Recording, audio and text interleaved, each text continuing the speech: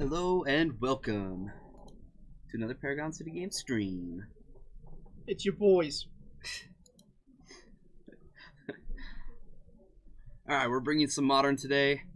Still getting some updates from the front up here. We're just getting started. So far, we've got 28 people for Modern tonight.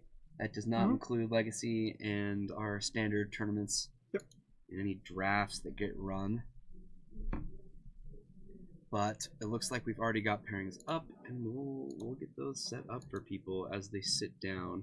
I don't know where they're going to sit down. It's unpredictable. Who knows? But we've got Marco versus Brian. So let's see. Marco is playing green black. Okay. So green black mid range, and then Brian is going to be playing. Oh, that's here. Fairies. That's a fun one. Is it Ka-Chow? I don't know. Probably. Could it be Ka-Chow? It's probably Smuggler's Copter. Yes! Victory! Alright. And then on the other table we'll have Landon, who is playing they put 12 bolts. It's Wizards. Wizards? Okay. Because I got Wizards Lightning and Snapcaster and... Gotcha. Yeah. And then he'll be playing against Tanner, and Tanner is playing Big Zoo. Big Zoo. So, Zoo versus Wizards, and should be green black mid range versus Fairies. I'm a fan of both of these matchups actually. What would you like to see Stockton? Which one? In which one? Burn or Big Zoo? Or are you talking the Fairies? Which matchup? So. I'm super biased towards Fairies. You know this. Yeah, and you're biased towards green black. And I'm biased towards green black. But, I think I'd rather watch the Fairies matchup. I think so too. I think green black and Fairies is going to be back and forth. Some goodness. Zoo and... Oh, wait, are they playing against each other? Green black and Fairies? Yeah. Oh, that's what you're saying. Yeah. I mean, which matchup do you want to watch? Jeez. I think I want to watch Fairies, but I also like watching Big Zoo. That is a pet deck of mine. Yeah. You used to play that. Hey, what's up, Jordan? Welcome in. How are you? All right, people are just getting shuffled up, and most people aren't even to the table yet. Let's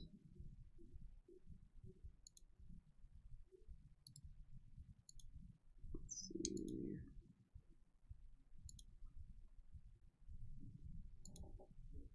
We are getting there. Should we bring the light totals up? No, this one looks good. No, it looks like these guys are just sitting down. I'm not sure who's who yet. So on the left is Tanner. This is Tanner? So we're going to be on the other table? Yep. Looks like they're just showing up. Modern on PCG stream now, but Legacy. Legacies are on Tuesday. Modern's a superior format anyways. Ooh. You did that on purpose. I did. He's trying to be mean.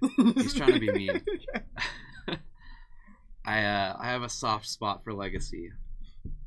As I am a fan. know, but we are just doing Legacy on Tuesday and Modern on Fridays.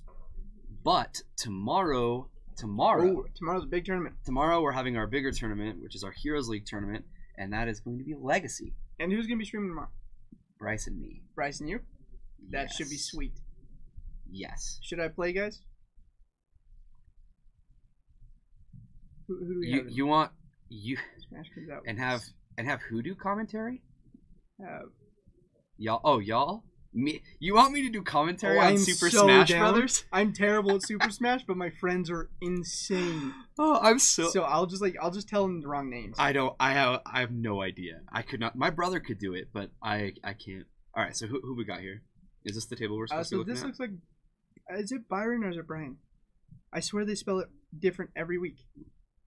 It's Brian. It's Brian, right? Which table are we on? Come on. So this is Tanner. And okay. So this is going to be... So Big Zoo looks like they're starting up. So let's probably get... These guys are shuffling in. Yeah. This is going to be the Fairies in green black. Or do we want to save this for later because it'll probably go a little longer? It definitely will. Okay. Well, let's hang out here then. So this is Tanner on our left. Tanner's playing Big Zoo. Mm-hmm. Big Zoo. I believe he's trying out those pelt collectors. Oh, that's right. Yeah. That's right. Okay, so Pelt Collector is kind of the new addition to this kind of strategy, right? Is he still playing Experiment 1? Do you know? Is that the replacement? I think I talked him out of it. Okay. So Experiment 1 was the card that, like, you know, when a creature that's bigger than it comes into play, it gets a +1/+1 counter, and you kind of, you know, you get those efficient turn 1, and, like, you can play, like, 2 creatures on turn 2, and you're just overwhelming with these creatures that get a little bigger due to what lands you have and whatnot. And Pelt Collector is kind of the new addition because not only does it get a +1/+1 counter when a bigger creature comes into play on your side, but when a creature leaves play that has a higher power than it gets a +1/+1 counter. And so it gets big very, very quickly, and because of the natural nature of people wanting to destroy the largest creature on the board, if it's not Pelt Collector, then Pelt Collector is getting bigger. It's huge. And the fact that he has Trample is just... It's insane. Yeah, yeah. He's just very strong. Yeah, I agree. About time. I do love me some Legacy. I am a Death Shadow player, and that kind of goes over into Modern too. Wait, this is Wizards? Are you sure? Hold on, I'm deleting Wizards. I don't know. I mean, 12 Bolt is the name that I've heard for Wizards. I've never seen a Bomat Carrier in a Wizards deck. So this is Bomat Carrier. If you've ever played Standard, it's not Standard anymore, but saw a lot of play in it. When this card attacks, you get to exile the top card of your library face down, and whenever it does that, you can accumulate these cards.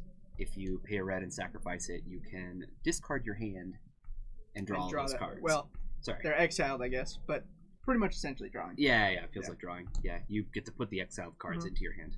Yeah, because I'm seeing a Soul Scar Mage, which makes me... Yeah, this has got to be Wizards. It's Wizards? Because there's a Gitu and there's a Soul Scar Mage. But why Bomat?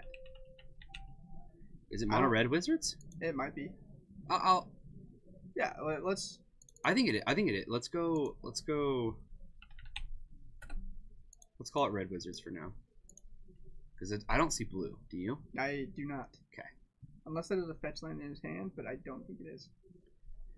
Alright, so Soul Scar Mage. This is So it looks like he's thinking about bolting here, or maybe one of the 1-drops. Oh, so he's gonna grab a garden. You can see removal spell. Yeah. This is an early Path to Exile. Oh boy. Okay, so I don't think you want to do that.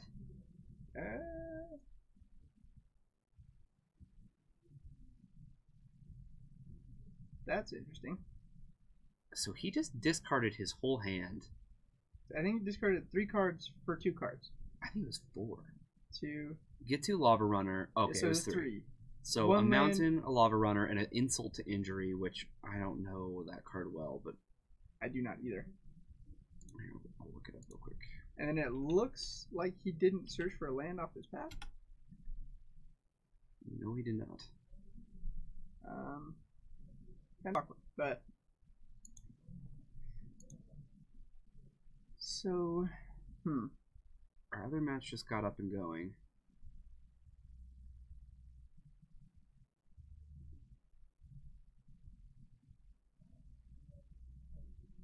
Got a Faithless Looting here. Okay. Wait, is this after his attack? Some interesting sequencing that I'm seeing.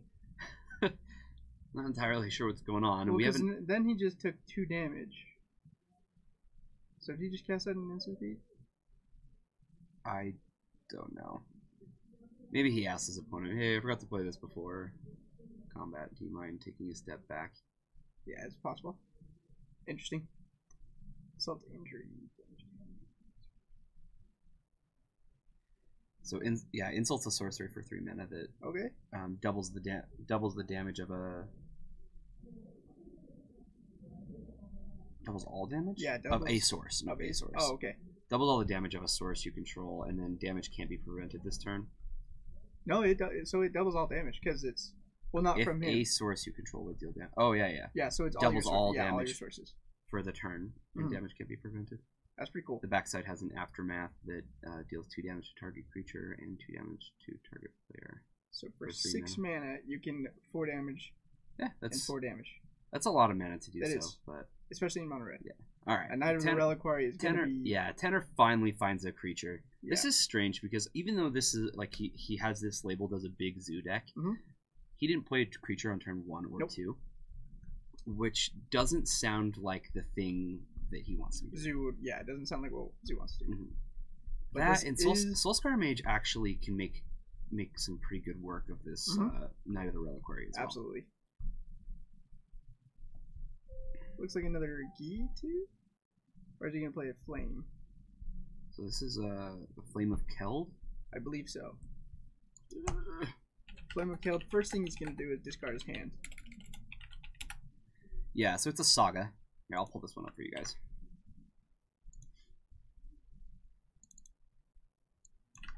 Oh, whoa. Cancel. That's not what I wanted to do. Switching names over here. Cool. So he gets to discard his hand, and then on the turn it comes into play. And then after his draw step on the next turn, he gets to draw 2 cards. So he'll have 3 cards after his draw step. So we're going to run out of Bloodbraid Elf. Oof.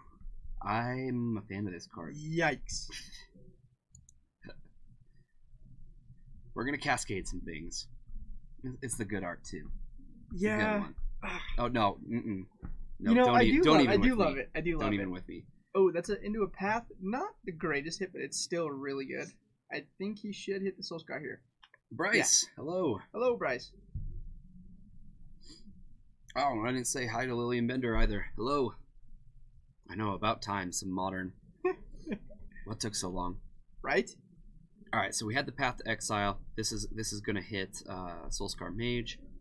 The land does get fetched up there that time. Yep. And then we're going to have a crash in for, I believe, the Knight of the Reliquary is a 5/5.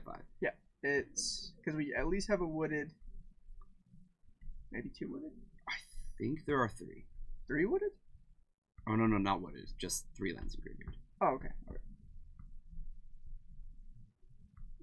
Yeah, so he just... Whoa! 7 cheers? Jeez, Bryce is just full of cheer today. Bryce, that is more than 6. And I really appreciate it. And he got 2 of them in. 2 of them? That's probably his highest percentage yet. It's higher than my win percentage. Wow! Every 2 and 7. Alright, so the Lavamancer can just ping off this this Bloodbraid Elf. But that's not exactly what you want to be doing in a matchup like this. He needs to be putting a lot of pressure on the life total if he wants to win. So here's a Faithless. We're going to draw 2 cards, discard 2 cards. And I saw a Bomat in his hand, which is not great on this board state. Get in a damage and potentially draw him a card later. Yeah. It could be worth keeping. And there's also a Swift Spear in hand. Well, now they're not. Okay, so neither of those are there. I don't like keeping the Faithless Looting at this point. Once you have so few cards in hand, you're just putting yourself down on a card. I think I'd rather have just about anything more than this second Faithless Looting, unless he's looking for something specific. What is that? Is that a Fiery Temper? I think it is. You're gonna discard it and madness it. That might be. Is that what? Really is that what it is? I don't know. That looks older than Fiery Temper. Fiery Temper has an old version like that. And what's it? I thought it was. It's like Scourge or something like that. No. Oh, okay.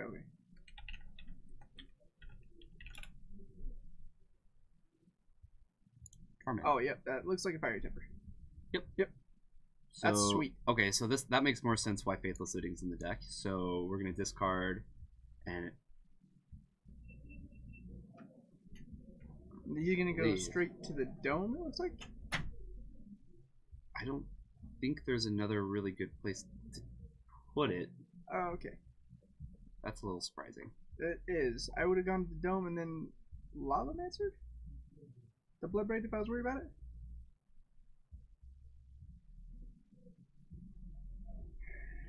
Pretty confused by all this at the moment. think he should have Lava Mancer and gone face, dealt 1 more damage. Mm-hmm. Because this way he didn't attack with the Lava Mancer and did nothing.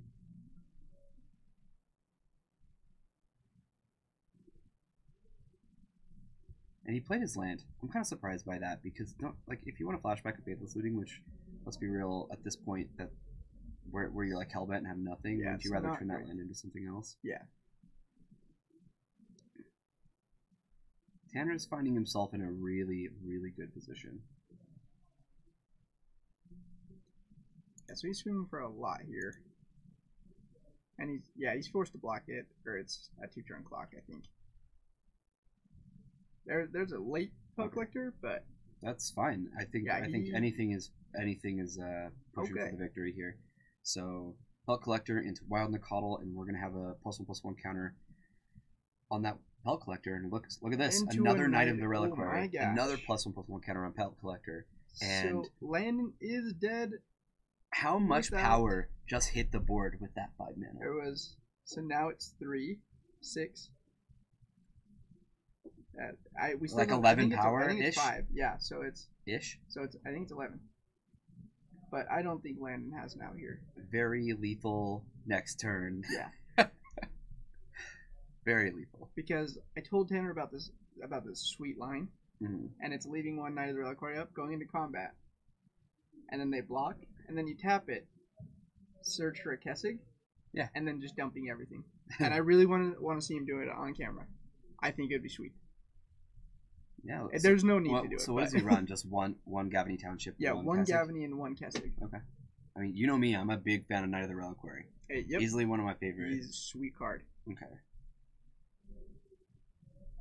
Yeah, so the Flame of Kill did a whole lot of nothing. Mm-hmm. Real sad. Yeah, it's unfortunate. And here comes the swing. Yeah, this should do it. There's going to be an activation on the Gavany Township, and this is going to be There's a lot more. A lot of damage. Yeah. So activate Gavany Township, and we're gonna give Tanner this game. Yeah, it looked real good on Tanner's side, even after a slow start. So switching gears real quick, we're gonna jump over to game. This is gonna be game two of our Fairies versus Green Black matchup. Not sure who won game 1. We're gonna find out by whoever's on the play this next game, and I think we're gonna want to stay here for these last 2. Yeah. If there are 2, I hope there are 2. Yeah, but honestly, I think more games. I think if this is real Fairies. I saw Scion of Una. You did see a Scion. Yeah, Scion. So I think this should be a pretty good matchup for Fairies. Flyers versus Green Black is rough. Like, they have the 1/1 removal. That's interesting that you say that, because I honestly, like, in my experience, I've played Jund against Fairies a lot in my day, and I think it's closer to 50-50. Mm-hmm. But like in Jund, you have K Command and Bolt. K Command's really, really good. K Command is insane against this deck. Yeah. They're mostly 1 toughness creatures unless there's a Scion. Yeah, Bolt and Fatal Push are going to be like the things, you know. And and I honestly I think how Fairies gets there is just getting in and under. Which there are a lot of times where these mid-range decks just stumble for a second, whether it's on mana or whether it's on I found too many creatures and I don't have my second removal spell, and that Scion of Una comes in and just blanks the second removal spell once I find it. Just feels really bad, and the Fairies player is going to just run away with that game very, very easily. And then if there's a Bitter Blossom, that is always a problem. Oh, I love Bitter Blossom. It's so great. All right, so that's why we play Group Players. We need to get some names. We need to get some names up on here. So we've got Brian on the left. Yeah, so Brian and Marco.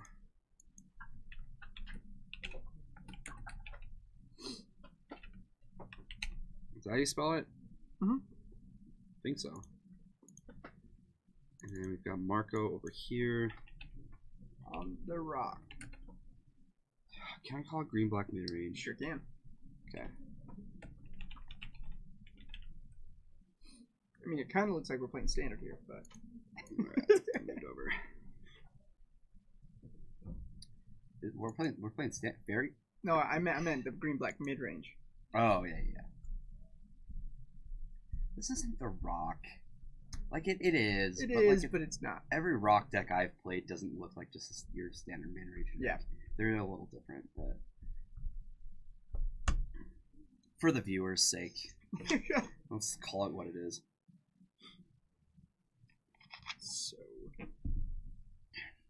it's Jund minus red. Yeah.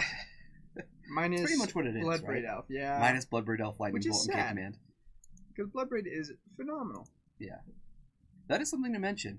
So in this matchup, we just barely mentioned that K-Command is so good. That's what I was saying.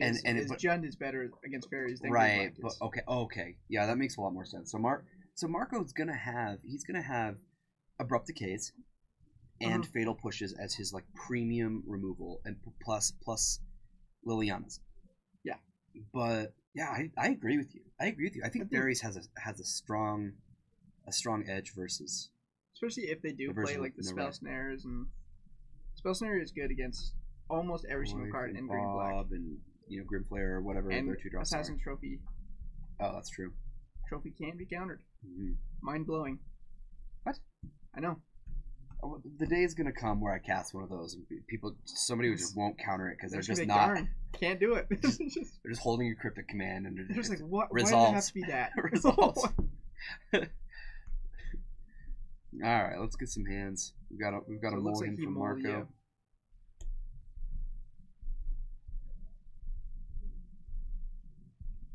We'll see what nastiness he can find. See a Liliana in his hand. So it looks like a trophy on a trophy. All right, so here's the scry from Marco. It's going to stay on top. Good sign. It's a good sign for Marco. There's a Quagmire.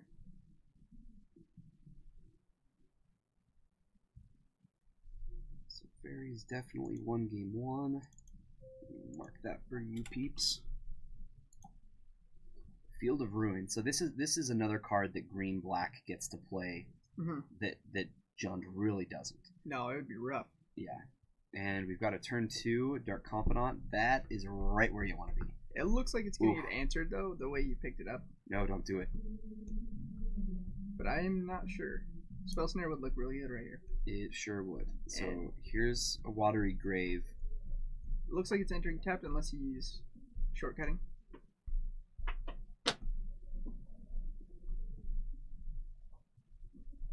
A Spell Snare is exactly what the Fairy deck wants when it's going second. Like, on the play, don't get me wrong, the card is A-okay, but like, okay, so, so he just lost 1 life and let this resolve. A Mood of Vault is going to be the land for turn, and Bitter Blossom. Bitter Blossom. Yikes. Alright, so let's trade some live. Everybody's going to be hurting themselves this game, so Swamp is the revealed card off of Dark Confidant, and this is what Dark Confidant does, right? That's why we they get free play so cards. many lands, yeah. Yeah. Is taking nothing and then drawing into something good feels so good. So the Fairies deck is going to make it hard for Dark Confidant to attack besides this attack. I'd say there's a pretty high chance that this Dark Confidant never hits again due to Bitter Blossom. Absolutely. And we'll see if there's an answer like a Maelstrom Pulse or Liliana. Okay. This looks like it's going to be ticking up. Which is not good news. For the Fairy player? Fairies, yeah. Oh, absolutely. Because the fact that Liliana's going up means that Mood of Vault can't take it out. So, I mean, obviously he's not going to tick down there, obviously. But I'm just saying the perks for having Liliana go up to 4 here are amazing. Click got a lot worse with that tick up. Yeah. You couldn't cast anyways, but there is a Mood of Vault on the field. Oh, jeez. Bitter Blossom number 2. Oh, jeez. If you've played like older, like extended or like modern when it was like first a format, most people don't like to play the second Bitter Blossom. It's similar to like most people don't like to play the second Dark Confidant. It's kind of funny that they're both on the field taking right the now. damage is kind of scary, but in this matchup, it's risky. I think it feels good in against green black. It feels Jund. No, absolutely not. Yeah, this is gonna be a lot of tokens, and unless green black actually has I'm thinking Maelstrom Pulse. That's the card Yeah. that comes to mind. Are there Golgari charms in the sideboard that might look really good here? Usually no. I know I don't. That's the card. That's the card that I would be looking. Okay, so That's a third Bitter Blossom gets discarded Yikes. there, and an Overgrown Tomb is going to hit the bin for Marco. So I think the good thing about this, like if he does rip a Maelstrom Pulse, I think you want to just let him take the damage, and then hit the fairies. Yeah. Just let them take a ton of damage, Yeah. and then when they get a little out of hand, you just hit the fairies and let them die. And you just keep letting your glyphs like hit the floor, and then eventually just blow them out, and then Okay, so we're gonna have one Assassin's Trophy. Take out one Bitter Blossom. fairies. Back in the standard days, yeah, absolutely. It was gross. Yeah, good to see you in here, Fox. Oh, Fox. Yeah. Is this HC. where we met somewhere? Portland. Oh man. Yeah. Do we I did. have a story with him? Yikes. I was super sick the first time I met Fox, and he actually took us back to the hotel, and I was so that's sick. right. Yeah, and we were playing some game, I can't remember, and I just had to go sit in the bathroom, and I was just throwing up all night. It was the worst. So we saw you at your best then. Oh, at my best. Yeah. Because clearly I'm not a great Magic player. I mean, I told you Right. my win ratio is like Right. 2 to 7. 2 out of 7. Maybe. Yeah, on a good day. With Dredge recently, it's actually 0 to 7. Yeah, I don't know how you're 0-7. losing the Dredge. I'm killing it with that deck. I don't know. I mean, I did really well one week, and then just it all went downhill. Okay, so the fairy this turn is going to attack Liliana, put her down to 4, and then we've got a cast down. That card is good. Yeah, this card seems absolutely wonderful. It's kind of taking the spot of what Doomblade used to do, and it destroys a non-legendary creature for 2 mana, instant speed. It's a Dominaria card. Hadn't seen it in Modern yet, but I like it. Yeah, Nimble Obstructions in. Oh yeah, there it is, and another Quickling. Caracas equals cast up, almost. So we were actually talking about Caracas. My buddy, we were playing. I can't remember what it was, but he was playing with the original Caracas, and he was bouncing my GT because I didn't realize that it was. Oh yikes! This card is just barely not good, right? Yeah, if it could block, it would be insane. So, to note, Liliana's probably going to live another turn. It looks. It can only deal 3 damage. Yeah. Mutavault looks real bad while Kalitas is on the board.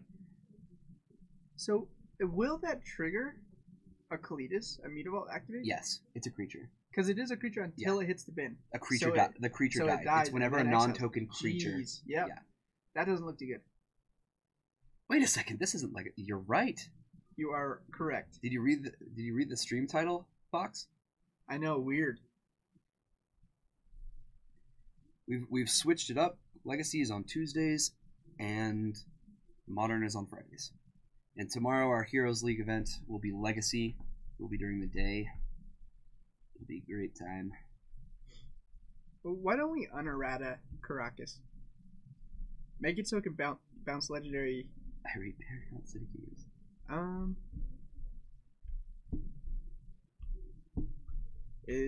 Do we have a problem somewhere? Is that what you're saying, or is No. Okay. No.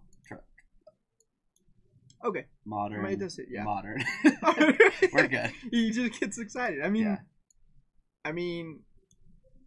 I'm a fan of Modern. I'm a huge fan of Modern. I've been enjoying it. I've played the last couple weeks. I've done quite well for myself. I won a tournament with Jund. I've gone like 3-1 twice with Jund, and done some pretty good stuff with Dredge too. Dredge has been sweet. Yeah, I've had some fun with some red and green and black cards. The usual. Wait, there's other colors in the color pie? I think I play against them sometime. I didn't really understand that they were an option for me until later. Do we have to get a permission slip signed? Yeah. To play blue? Mm-hmm. I don't think my mom will let me do that. Yeah. I'll ask her. No, your mom won't let you play white. So does She's not. get stifled. Yeah. Okay. I mean, I don't know if that they care though. Yeah. So balancing what to do with this Kalidas is going to be difficult. He does have the option to pull up Treetop Village here. Looks like that's going to be the decision. I like this decision a lot. So this is kind of a weird, like, just kind of weird nitpicking right here. But it's kind of odd that he left up the Field of Ruin instead of something like a Fatal Push. Yeah, instead of showing, like, or at least bluffing that he has a Fatal Push to blow out one of the manlands. It's kind of awkward. But I mean, but you know what?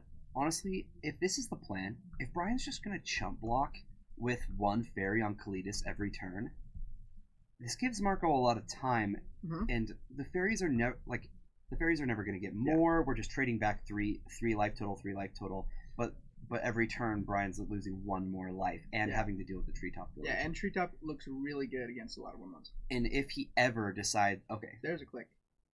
Okay, click changes the clock. I like this. And there are 2 Nimble Obstructionists in the hand. What is that Liliana? Is that Liliana 2? Is that on 2? 2. Languish, and what's the other card? It's a Planeswalker. It's probably another Last Hope, or... Oh, it actually might be Nissa. I can't tell. The big Kaladesh one. Has a croc on it. You're right. Languish does have a croc on it. Well, whatever the Planeswalker was, it's gone now. Yeah, I'm kind of... Oh, he must have a... He's obviously showing that he has a counterspell. Given that he did not take a Languish there, because that... He doesn't. He has 2 Nimble Obstructionist. That does not counter Languish. Do you have a reason why you take another... Why would you take either a Last Hope or Nissa? I don't know. Like, I think Languish blows... Like, when he's at 20 life. Yeah. Alright, this is 4 damage at Marco and 2 damage at Liliana. So Liliana's going to hit the graveyard. And now he gets to hold up Scion of Una or Nimble Obstructionist, whatever he wants to do. So I think he's waiting to stifle that Wasteland. Or, what is it? I don't think he's going to use the Field of... The Field of Ruin, that's what we're... He might if he activates it as a manland, but I don't see it happening. No, I think we're just going to Languish, and then it's going to leave... It's going to leave Brian with a 2/2. Maybe that's why he left it. Because he knows he can't... It'll kill the Kalidas. Maybe. It's interesting. Yeah, he's going to get his value out of the Kalidas. Okay. So... And then those will die at the same time, so that will trigger a Kalidas. It should. Does it have to happen, or is it a... Yes. Yeah, alright, so here's our zombie. But as we know, Brian has a lot left here. This is going to be a Nimble Obstructionist. I like this. Just get out the 3/1. We've got a Fairy Conclave. We have a Mutavault. We have some good things here, and we have a Fairy every turn. Yes, the life total's a little low, but he's got everything he needs to beat. A push in hand. All he needs to do is beat this Treetop Village in a token. Yep. That's not much. I guess he does have a Hissing Quagmire as well, but that's just not going to do it. Yeah, it's doesn't have trample like the Treetop. Yeah. Treetop is a problem right now. That happens to die to Fatal Push. Yeah, and now he gets to hold up Scion of Una. This is just too good of a position, right? Yeah, I think it's... I mean, depending on what he drew... It was a land. It was... That card, that just like that? I think. I don't know what his last card. I think he just drew the land. He didn't have it in his hand last turn, did he? What's his last card? No, I don't know, actually. He can stifle the activation of the Treetop Village.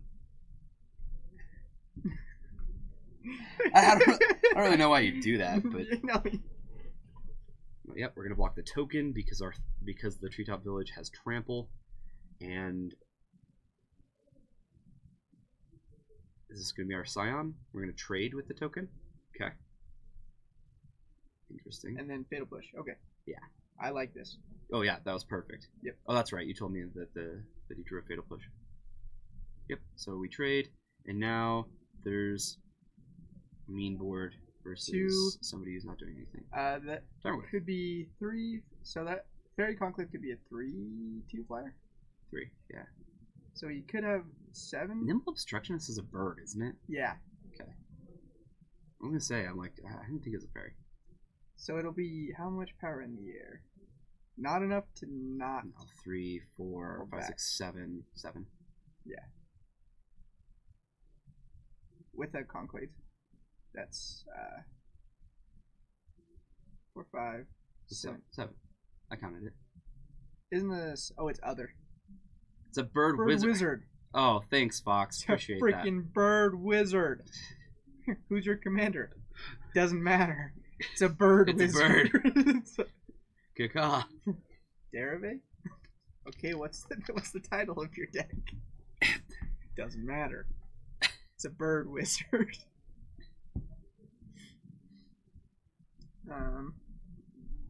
So I mean, Goyf would look pretty good right here if he does have removal for that fairy, because I think he's hitting for 6 because he does have tribal and enchantment. That is very true. Yes, and then he'll die, but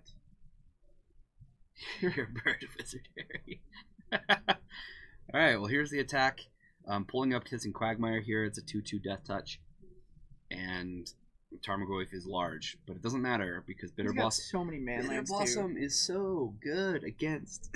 Yeah, it's Tarmogoyf. Rough. It's rough. So good. On Blue-Red Wizards, I've watched Dredge beat it twice. That's literally my only 2 interactions with it. But the problem with that is it's a way good. Creeping Chill is just dumb. I know. Like, that's not fair. That's not fair. That's a good match. What? Okay. I would take humans or spirits over it any day of the week. I do love like a kind of a blue-red counterburn type deck, but I don't know. I just think it's awkward. Like, I think there's some not good cards in there that need to be in there just to make it happen. Like Wizard's Lightning is insane, but Nimble Obstructionist just doesn't really feel like a great card.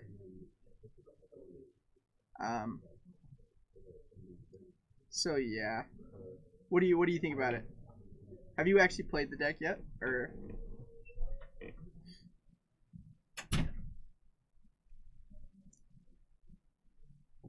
So it's looking like we are at 7-6. Yeah, we need to fix those life totals. Boy, oh boy. Yeah. They just get pushed further and further over by the players. They don't care. They don't care about you guys. I care. Wow, I love you. All. Oh. I don't know you. Stockton? Oh, okay, that makes more sense. I said the players. Let's be real. Stockton doesn't want to be sitting here talking about Magic with his boss right now. That's not what he wants to be doing. I don't enjoy talking about Magic. It's not like I do that for a job or anything.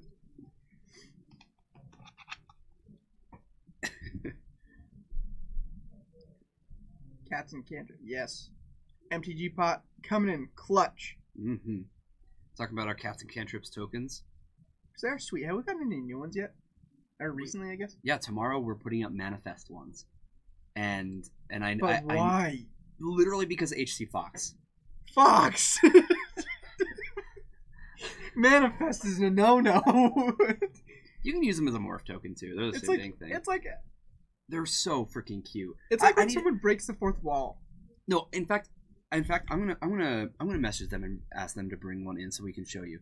Cause seriously, like they're awesome. It's a little it's a little cat and it has a box over its head. And it has like the ears sticking. Oh, it's so freaking. It's so cute. Yeah. All right. Sorry, I didn't realize that's yours. All right. It's so awkward. Fairies wins the round. This looks like game 2, I believe.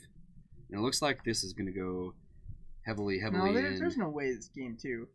This is too small of a board state for maybe 30 minutes. You think Landon just took it away? Yeah, I mean it can be a lot quicker. They're still like shuffling and stuff when we hand over. It could be game 2. Yeah, so I think it's really cool. It's okay. I'm a huge fan of Click, I love that card. Pretty much more than anything.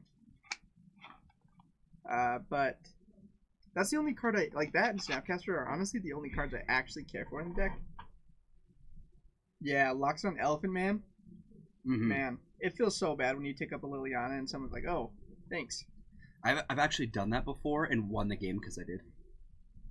One time, someone actually Inquisitioned me, and you picked it? and no, because I had Lockstone Smiter and then 2 Gore Clans. The Gore Clan Rampage. Oh, they were 4 mana. And they're just like, oh no. They're just like, pick it, double Gore Clan it. I was like, bye. Curve out. Oh man. It was sweet. Yeah, and this is a little awkward for the Swift Spears. Okay, from this perspective, anybody who's watching, you cannot afford to block there. Like, I'm sorry, but the second you start chump blocking with creatures when you're the red deck, is the second you've realized that you've conceded, or pretty close. Or yeah, because now look, like if he had that third creature, this is how you get back in the game. That's how you get back into the game. Like, oh, that feels so bad. You know what locks it on Elephant Man is missing? Trample. Would he be too broken? Yeah. You think so? As a 4/4?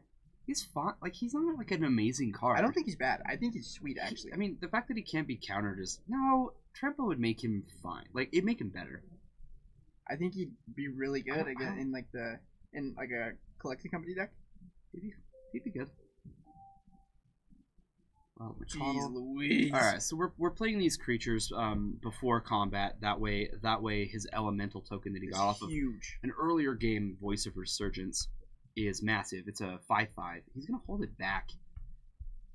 Yeah, now he's blocking with this other creature. Why not? So why play the creatures and then hold it back? Is there a reason there? Maybe he wants to. Maybe he was gonna. I don't want to read too much into it because honestly, Tanner's so far ahead at this point. Yeah, like he probably just honestly knows that he has it. It honestly doesn't matter. What is going in or on? What is going on is that this red deck is getting absolutely obliterated by elephants. Like their trunks are just slapping him across. Like it's bad.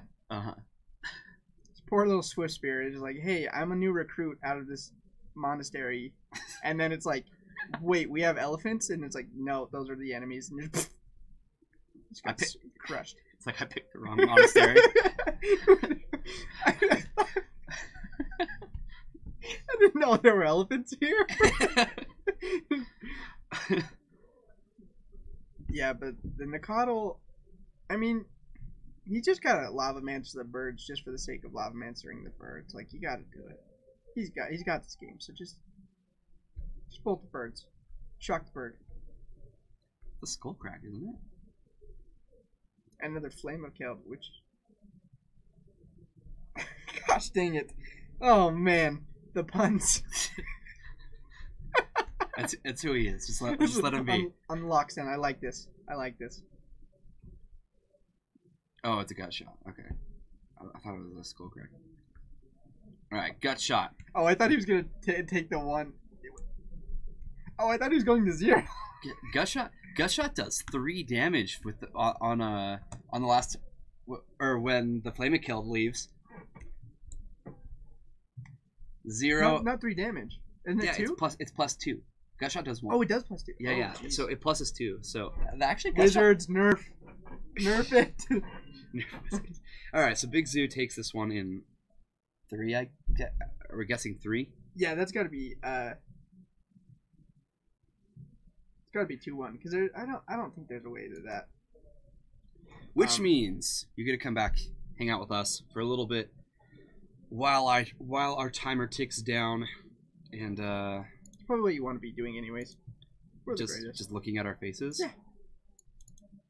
That's what I do when I stream. I'm not even there for the stream. I'm just there for the streamer. Oh really? No, I like. Oh okay. And all of a sudden things are starting to make sense. And then he told me he lied, and now it's like, wow, it makes even more sense. Oh yeah, that's how it works.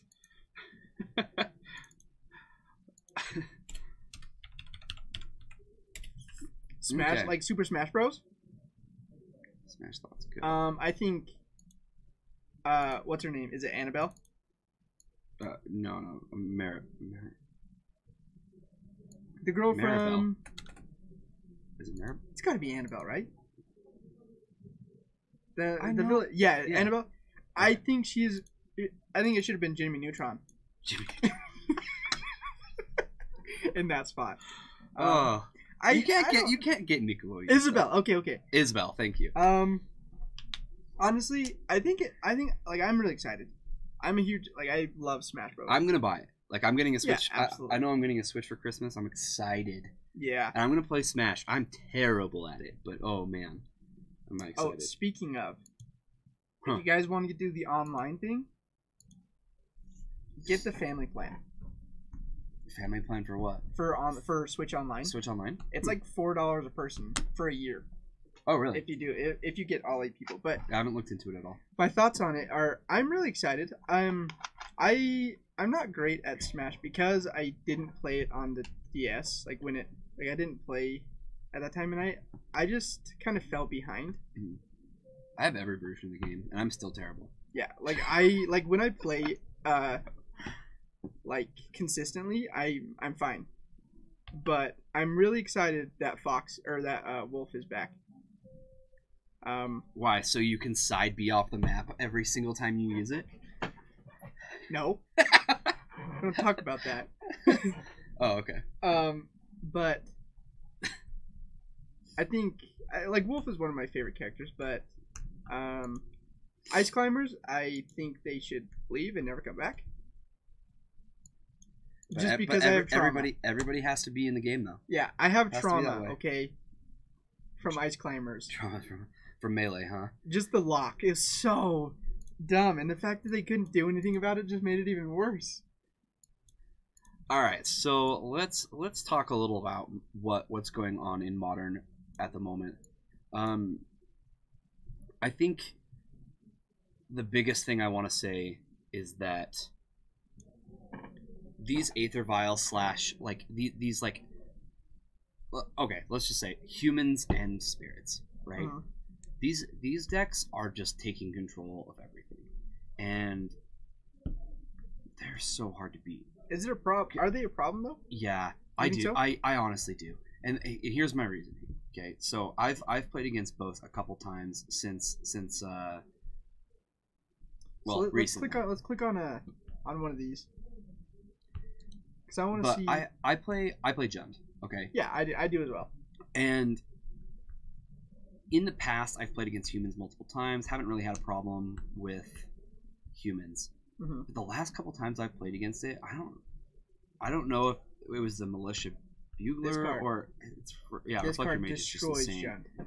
Or what it is. Maybe it was just the extra land that they got that Mhm. made it so much easier for them, the unclaimed territory. But it is not a matchup that I'm confident anymore. And No, I used to be. Like, if- yeah, sure. if I'm playing a deck that's literally meant to beat the board of creatures, and my opponent is playing creatures to the board and beating me with them, Yep. then like something wrong there. either Jund is awful, Which Or is this kind of guy's too scary good. to me because I do love Jund, and it's it's kind of a pet deck, but it's kind of hard to hear that it's not good anymore. it Because hasn't been for a while. sometimes I feel like it's really not. I went Which is 3-1 with upsetting. it last night. I felt And really then good. Yeah, and then people tell me that Goif is just not good anymore, and it's like maybe he's not. Maybe I still wins me games, but He's still a beater. he's not as oppressive as he used to be. Yeah, I'll say that. Like he's not insane. No, he's a But good card. Neither is Champion of Parish. You need. I don't understand why Goif is as expensive as it is. That's for Yeah. sure. But anyway, the biggest change recently, and I'm sure most of you know this, is that Dredge got a new toy, Gosh and dang it! we what? It's just the on the mythic spoiler on every single card, someone comments, "Oh, Dredge got a new toy."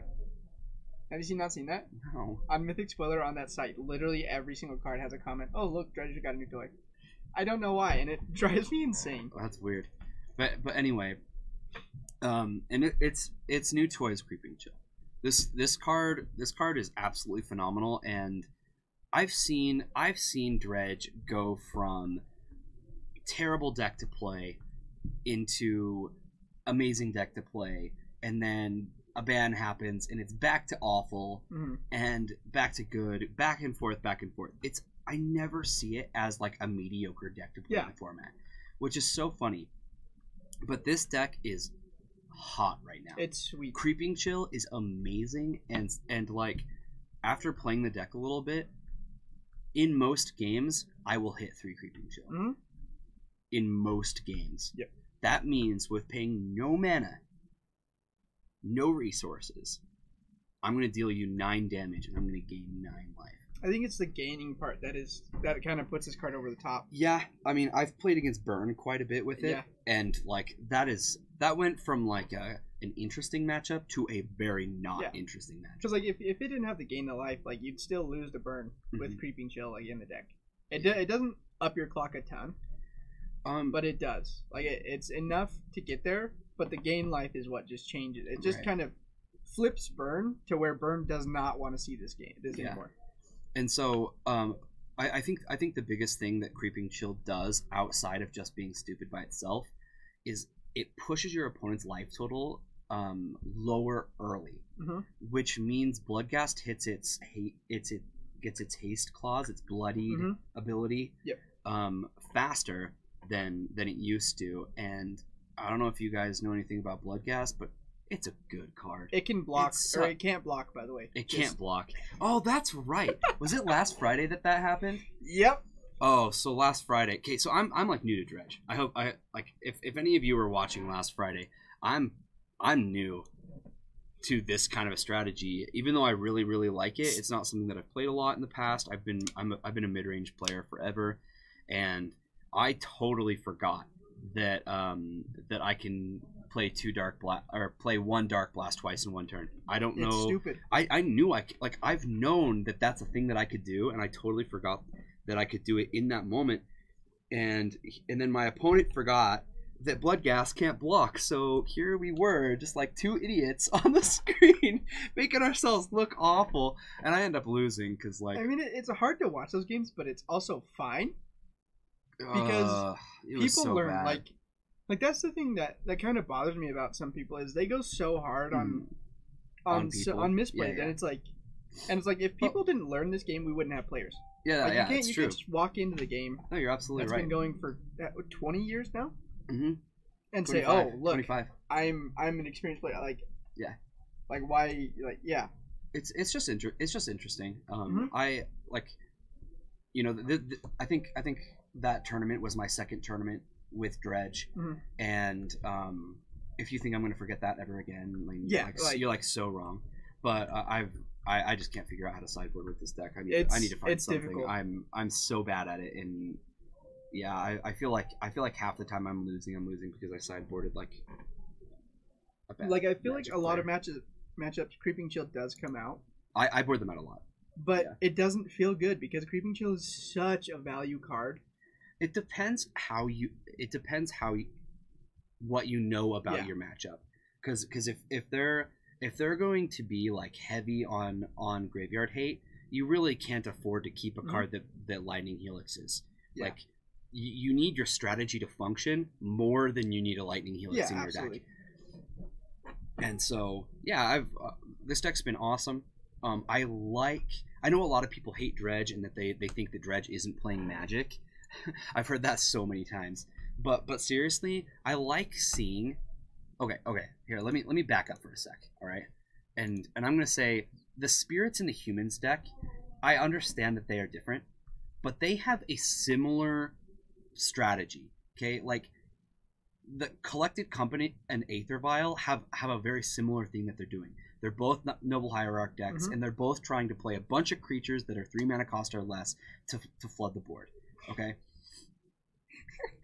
See, I told you guys. People think it's fake magic or not magic or whatever, and but anyway, humans and spirits have a lot in common. All right, they're both a tribal deck that use these cards to like Collected Company and Aether Vial, to get their creatures on the board.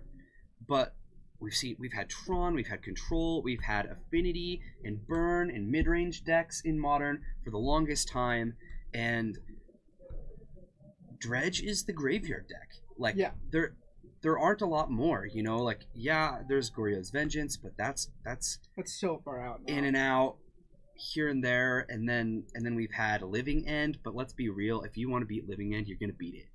Like, it's not a great deck, but I have seen it be an amazing meta call multiple times. But it's kind of nice. It's kind of nice to see that kind of a strategy up at the top of the charts. Wait, Bryce, I just want to say something real quick. Don't you usually like sack a creature and you get a free enchantment out of your deck? Like, isn't that usually what happens?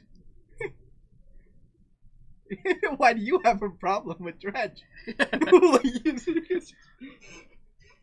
Just tutor for any graveyard 8 enchantment and you win. I don't know. Bryce is a whiner. He's friggin' Bryce. He just can't wait to stream some Legacy with me tomorrow. That's what it is. Should I play Dredge tomorrow? In Legacy? You know what's weird, guys? I wouldn't. It's so bad in Legacy. I mean that. So I played my Death Shadow deck. Oh, Dredge is fine, just like it disagreeing with... Okay, oh, makes sense. Yeah, that makes a lot more sense. Is the past few weeks, I haven't been really wanting to play Death Shadow. It's just kind of... I need a change of pace. So I played Loam. Is that right? My deck? Yeah, that was the first week. 4-color Loam. Yeah, we're talking about Legacy here. Yeah, 3-1. That was the first time I played it. Then I played Dark Depths.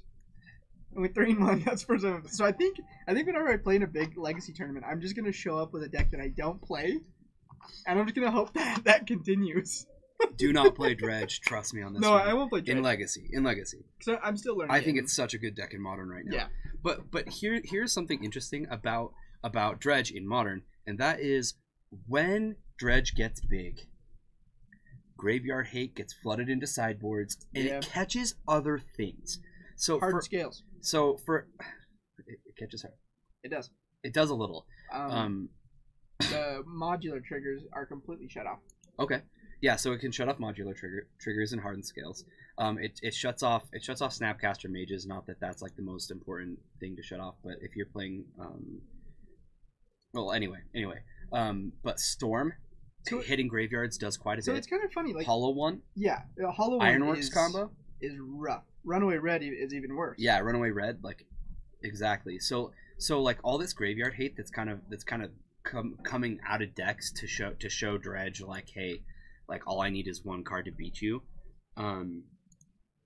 It's kind of sucking for a lot of decks that this much graveyard hates in the decks, and it's also crazy to me that Dredge is still at the top of the charts, even when people know, even when we've got let's look at this. Got 3 Leyline of the Voids. There's a surgical in there too. And a surgical. Gosh dang it! You're on the right hand. Okay. 3 ley lines. So we've got 3 ley lines. A surgical. Vampiric Link. All right. I don't want to know. I can dig it. It seems terrible, but all right. So and then go back. Okay, where are we going? Guide me. Go to Bant and Humans. Okay, let's do Bant Spirits. So we've got one deck with at least 4 on the side. So there's a Tormod's Crypt. Tormod's. 3 rest in pieces. Okay, there's 2 decks with 4 answers on the side. Mm-hmm. And this is just like, this isn't like how every sideboard is. Yeah, it's just. But there's a Tormod's Crypt. Tormod's Crypt and Humans doesn't need it. No, I don't think Humans. And Oriok Champion is insane Versus Dredge. That's rough. True. That's true. It's rough. And like. That's the thing is, that's not really what I've been losing to. Like, I lost to it once. Oh, that's everything I've lost to. But I usually lose to just not good hands. Mm-hmm. Like, where I think they look fine, and then I just don't hit Dredgers. Yeah. But... I was able to beat Dredge with Jund the other day just because I had a... Which like, you should never. I had a Scavenging Ooze. I had a Scavenging Ooze. They stumbled one turn. I untapped with Scavenging Ooze, and the game was over. See ya. One turn. That's all it took. Scavenging Ooze, I hear that card's pretty good. Yeah. But yeah, so that's kind of like I feel like talking about Dredge a little bit is kind of defining a little what's happening in the format right now, and I think this is a big reason why we're seeing humans and spirits as such powerhouses right now, because it doesn't really affect them. Yeah, it doesn't touch them. It doesn't touch them. Yeah, I think Dredge is actually a pretty good humans matchup. I think it's about 50-50. No. I think Dredge has a great humans matchup, really? Actually. Yeah. Oh, because Conflagrate. Yeah, Conflagrate is so good. Metal, yeah, like you remember. I should have won. I just Dark Blast and Conflagrate are so good against humans, and the deck is quite aggressive itself. So Tron, they have like lightning axes in the sideboard. I mean, let's just be real. Dredge versus Tron, good luck. Tron's never gonna win. Well, unless they land a Nugan. I think Tron can beat. You think Tron Dredge. can beat Dredge? Yeah. They just need to hit Tron on turn 3 or 4. Yeah. Can we talk about Stoneforge Mystic for a second? Why? This is my argument. Okay, hold on. This is a Modern stream. I know. No. Hey, why are we talking about a card that's not in Modern? This card should be in Modern, and here's my reasoning why. When have you seen a Tron player not have 7 mana on turn 3? And why is a 4/4 Vigilance Lifelinker not okay on turn 3? But a card that can exile permanents, not non-land permanents, permanents on turn 3. Dude, why is that okay? One of them is 1 card, and the other is 4. No, because it's a Batterskull and a Stoneforge. You don't need Batterskull in your hand. You just need Stoneforge. 1 card. To hit Tron, you need 3 different lands, all with specific names. They're lands. And the 4th one, you need the payoff. 4 cards versus 1. Treasure Cruise? You know, I never had a problem with Treasure Cruise. No, Treasure Cruise. I thought exiling 8 cards from your yard was busted. No, it's fair and balanced. So busted. Oh, if you want Blue Red Delver back. Are you kidding me? I played Affinity. Like I played against someone with Affinity that was playing Treasure Cruise. That's how good that card is. Yeah, that card is insane. And then let's bring back Ancestral Recall. Let's put that in Modern. So we were actually talking about this. Would you guys like ever actually want to see just a proxy unban, like a no ban list? Like, would that be a fun thing to do? There have been places that have run no ban list Modern. It's, as far as I know, it's been a pretty big success. Yeah. I want to say Eldrazi just like is insane. So I think my problem with it is I feel like I don't think Eldrazi. I think it would be Hypergenesis. Oh, I don't think Hypergenesis is. Isn't that turn 2? Too much better. Yeah, you can do it turn 2. Yeah, like it's just gross. And then there's Tezzerator with all 5 of the artifact lands. Mm. Yeah, it's not a good idea. I don't think Tezzeret's a deck at all. But yeah, it's cool. Like I'm kind of surprised that it hasn't been like respected a little more by Wizards, but still, like we don't really need more formats right now. I feel like the big 3 plus the limited events are all we really need. I might be a better deck.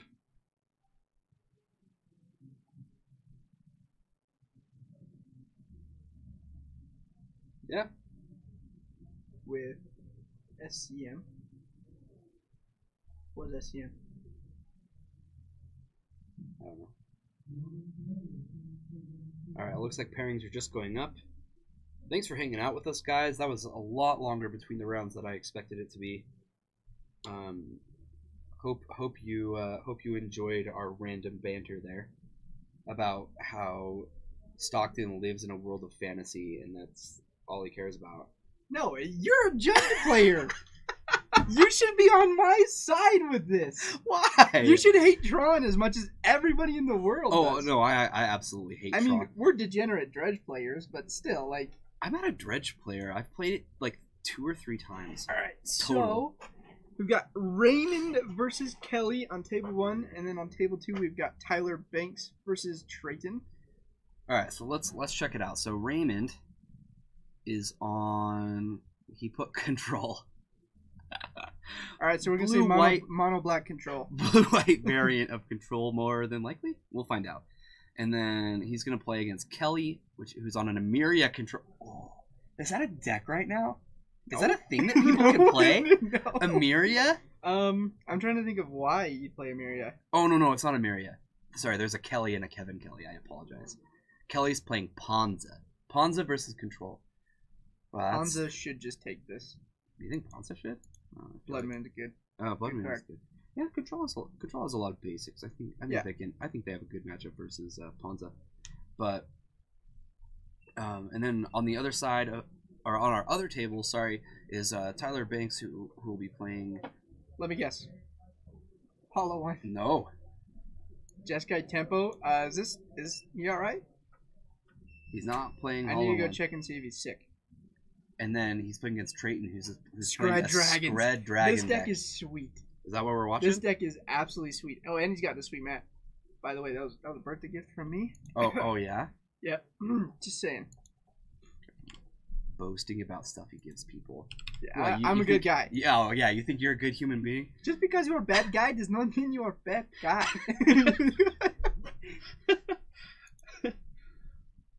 All right, we'll get started here in a moment. Do you mind? Do you want to run out there and fix that life total for him? Tell him to line his mat up with the mat that's on the board. Tell me when we're good. You can do it. You just line it up center. It's fine. What? Just pull forward and line it up center. He's gonna fix our life totals that were slightly off.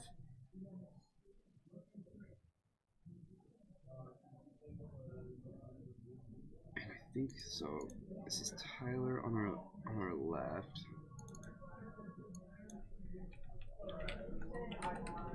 Jeskai Control. Or Tempo, sorry.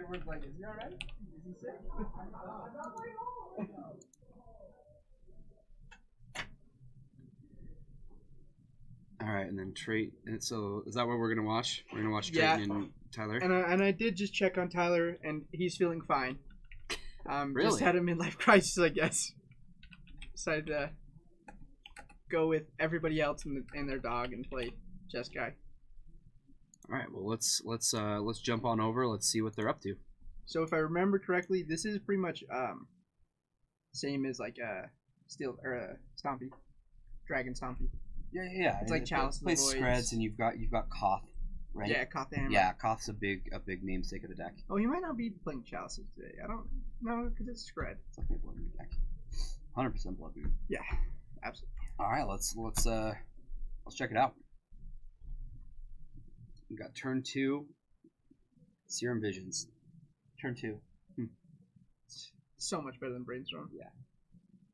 Now he's calling this a Jeskai Tempo deck. This to me says we're playing Geissa's Draft and Delver and you know what I mean.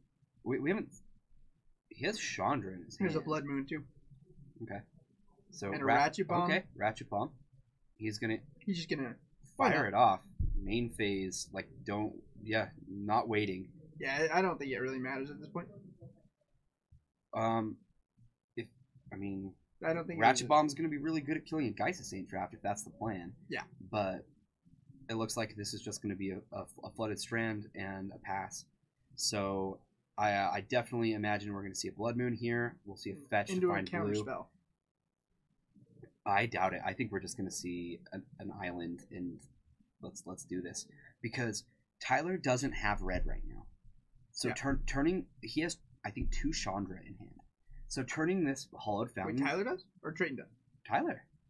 Chandra Torch. Chandra Torch. Yeah. Jeez. I saw Chandra. Yikes.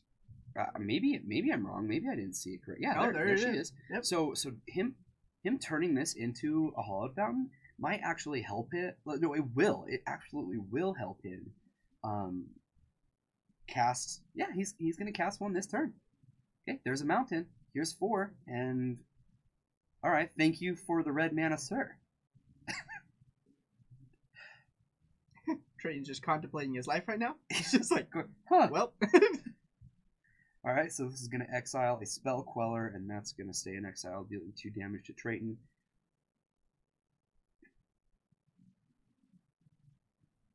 And then now Trayton's pretty happy that he's ticking this upward because I guarantee you he's looking at putting this up to 4. Oh yeah, absolutely.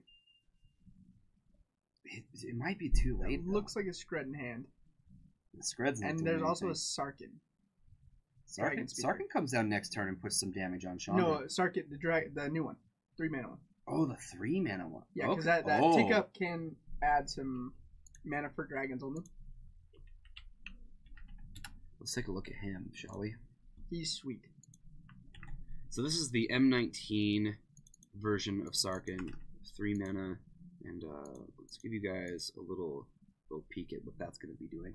So you can +1 discard a card, rummage, sorry, +1 rummage a card to discard and draw, and then you can +1 to add 2 mana of any combination of colors, spend this only to cast dragon spells, and then the big old that's something to note, right? Both of its abilities are plus abilities. And then its big minus is a -7, which creates 4 5/5 red dragons. He's gonna fire this off at Sarkhan. Okay.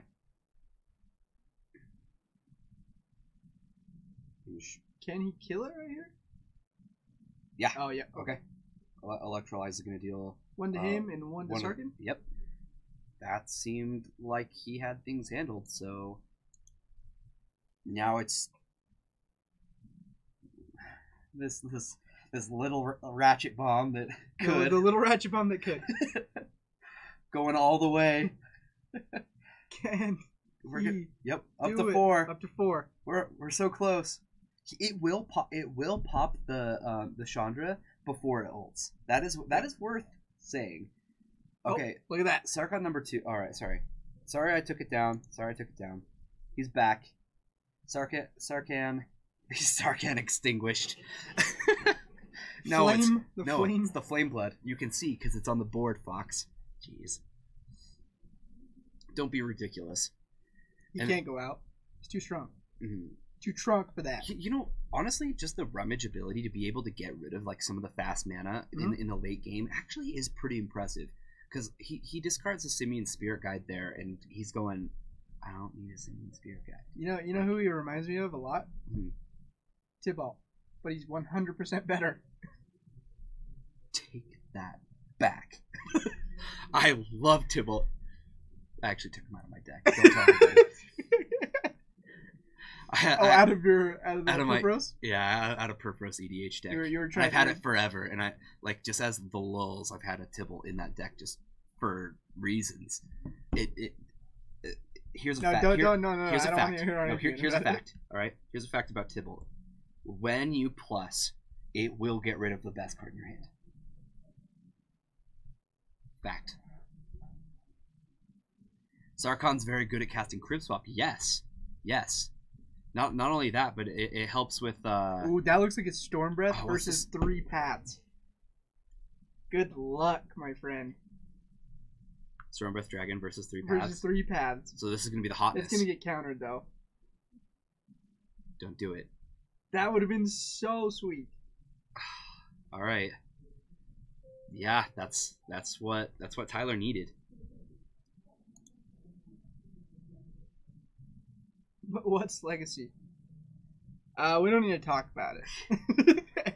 Legacy is the greatest format. Alright, so he's untapping here. Still under a Blood Moon. Yeah, he's got a white source and 2 blue, and then 4 red sources. But the thing is, there is no answer to that Sarkhan right now. No, it's just going to tick up. And I believe there's another one in hand. And that's something else to mention is Trayton looking at this kind of board state. He's thinking, okay, can he Supreme Verdict? No, he can't. He needs two. He needs 2 white. So ulting Sarkhan is definitely okay. Oh, okay. So if this is a potential answer to a Sarkhan, seems like a Skred-worthy target. Yep, I think so. And he's gonna try to. Nope, Banaleek is not getting that. That is dead. All right. There is also another Skred in hand, if I saw correctly.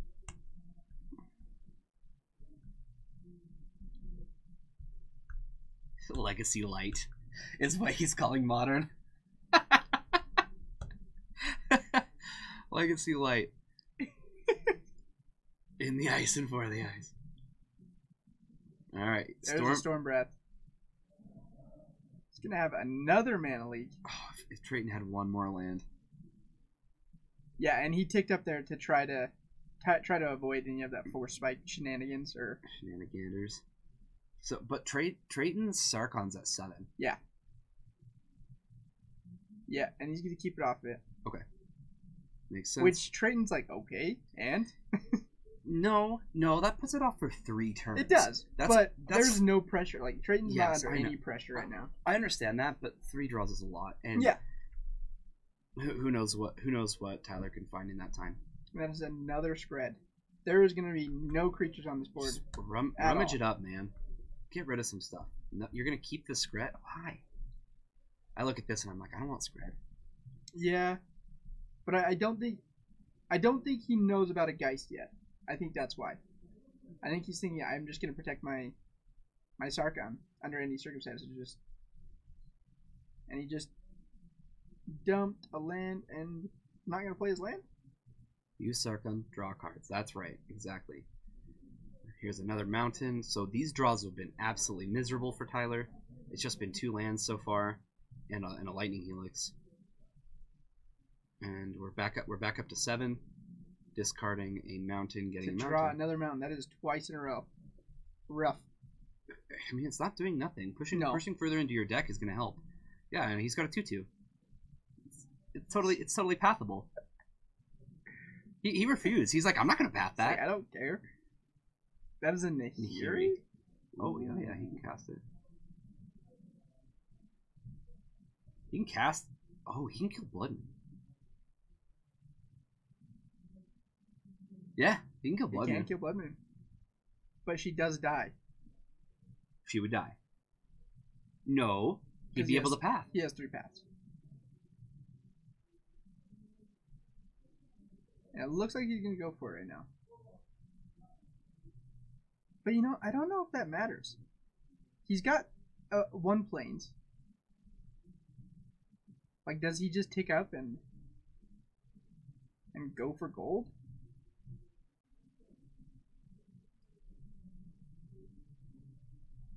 Didn't Trayton have another Blood Moon in hand? I believe so. Why didn't he just run it out? He had mana multiple turns. Rummage with Nahiri? Unplayable. I agree. Nope, we kill enchantments with Nahiri. Here's a pass, and he has the path to exile to protect Nahiri, and he also has an Anger of the Gods and another Sarkhan in hand. Do you make the dragons here? I think so. With another Sarkhan in hand, I do think so. He has another Sarkhan, huh? Mm-hmm. So you make it's 4 5/5 dragons, and 2 of them will get pathed, which is probably fine by trading. 4 5. Oh.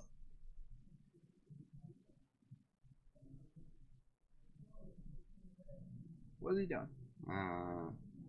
Taking a step back and deciding to use a path to exile on this. Maybe he forgot that there was no Blood Moon on the field. Yeah, maybe. No, I'm pretty sure he tapped his mana so that he had as much white available as possible. So that means... And he definitely wants to fetch for another basic plains. And that means 1 less path for these dragons. Right. But he did it to keep it a hearing. Yeah. Is it worth it? I don't think so. Would you rather kill the because that's 15 damage compared to 10. Mm-hmm. Well, he's showing off one of our sweet Cats and Cantrips tokens. And then he's got an assortment of his. Here's another Blood Moon. And this is going to resolve, but not before. Nope, no, Sarkhan. Okay.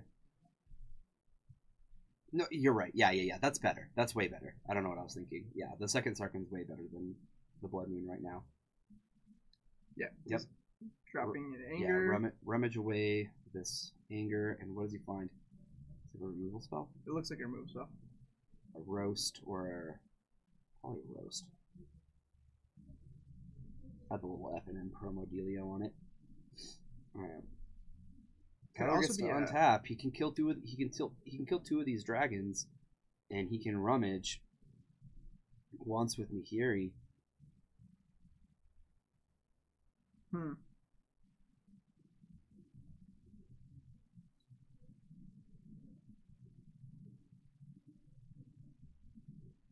It's a good old-fashioned tap. Terminus is a card you should run, and I agree. But Fox, he's labeled his deck as a Jeskai Tempo deck, which I don't really like. I guess the Spell Quellers kind of show that. If it's Geist and Spell Queller, and like it's obviously not a Delver deck. I think we can conclude that's true. No, but 1 mana wiping the board is not a tempo play, Fox. Board wipes in general aren't like when you call your deck a tempo deck. I don't think of that much control in the main deck. And this is game 1. I don't know this red. Oh, that's an Incendiary Flow. Right, exactly. Without a 1 and 2 drop. I know. Yeah, I was thinking like Delver into Geist's Saint Trap, that type of a thing. So here's an attack with all 4 dragons. We're gonna see 2 Path to Exiles. Tragan gets 2 mountains here, and 10 damage is gonna come across. Did he leave the Nahiri? Well, I guess Nahiri was gonna live no matter what, right? Because you're not putting 3 of them on Nahiri. Yeah. So Nahiri's actually gonna be able to downtick and kill a dragon. This is true. So he's just left with 1 more. Blood Moon. What's this? 6 mana? mana? Is that Lathliss? Oh boy. Alright, let's take a look at Lathliss, shall we? Oh man. So this is Elspeth, which doesn't matter right here. This is not a tempo deck. There's a 6-drop. No, Elspeth matters. -3 and it destroys all the dragons. Yeah, but it's not tempo. No, yeah, this is not a tempo deck. We'll change this to control. Sorry about that, guys.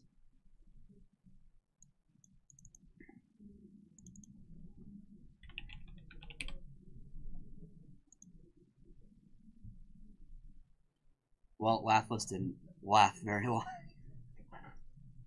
That was a good one. That was a good one.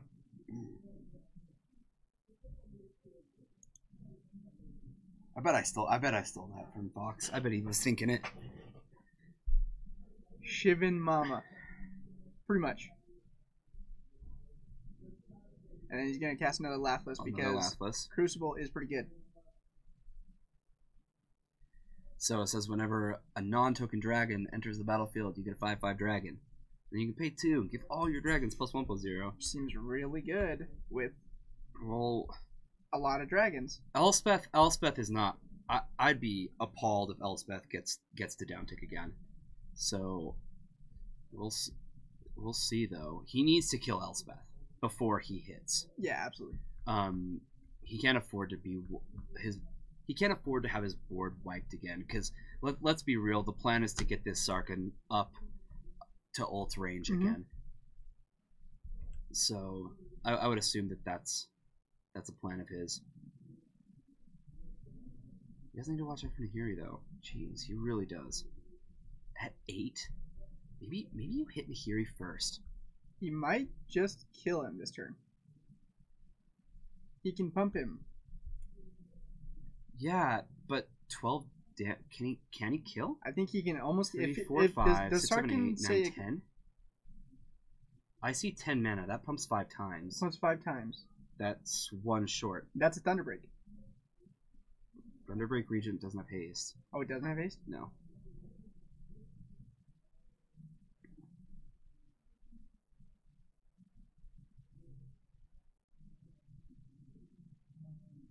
I think he wants to go Nahiri and then just pump twice. Is Elspeth a -2? -3. -3? Yeah, he wants to go Nahiri right here. But Nahiri is... because he'll just minus Nahiri. I don't think you can let Nahiri live another turn. No, you definitely cannot. And you can present lethal next turn, so I don't think you need to hit the player at all this turn. If it were me, that's the play I would make. I would attack Lathliss at Nahiri, pump twice. He's going face. Whoa, buddy. Does he realize that? So, in my personal opinion, this was the worst play. Yeah, that was very... unless, like, if he could have killed, then I would have killed. But now it dies in Nahiri. Elspeth gets to go up to 3 with no pressure. Or he just gets to, yeah, I don't know Is why he did Emrakul? that. Do they have an Emrakul? Yeah, he's good. Is that a Hazaret? Hazaret would probably do it.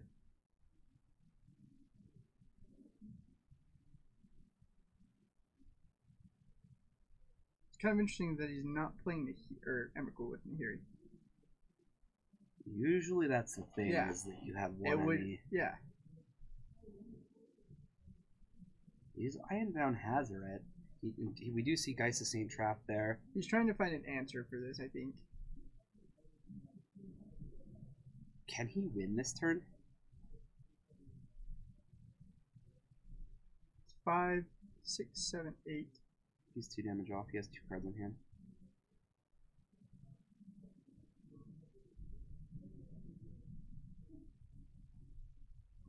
Why not just kill Laughless and then hit Sarkhan for like 3 and then...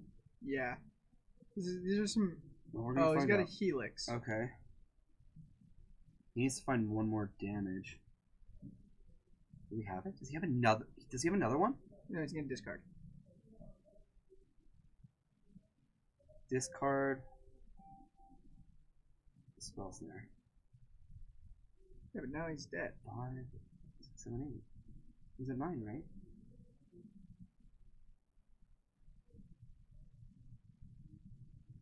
Do we just see 2 people miscount?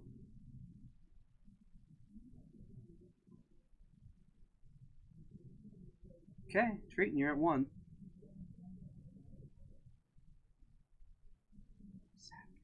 What is happening? All right, so just to be clear, all Tyler had to do was downtick his Nahiri to kill Laughless to win this game. Instead, he went and got a creature that did not present lethal damage and lost. If it was, yeah, I was thinking of Emrakul, which would have won right there. Trayton really got kind of lucky, bailed out because Trayton did have good plays there. Yeah. All he had to do was kill a Nahiri, make sure that it couldn't downtick, play his Thunderbreak Regent, which triggers Laughless. Which triggers Laughless, so he gets a 5/5. So the damage that he has is massive. Elspeth plussing just gets a bunch of ground dudes that does nothing. Yeah, it doesn't matter. Right, and then that was interesting.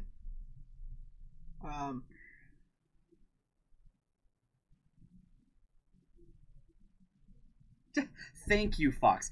Just to be clear, in a game of Magic, your opponent starts at 20 life, and you win when they get to 0. Not 1, not 2, but 0. No, it was a good game though. It was back and forth. Both players played quite well up until those last turns, and it's very clear that they needed to count. Do a little bit of math. Counting's hard, you know. And when you call it math and not counting, it sounds even more hard. So most people call it math. Magic. Oh, they call it magic. They do call it magic. That's right. All right. So while they're shuffling up, we're gonna take a look at our other table. So we've got. Looks like Ponza is eating control alive. This is Ray.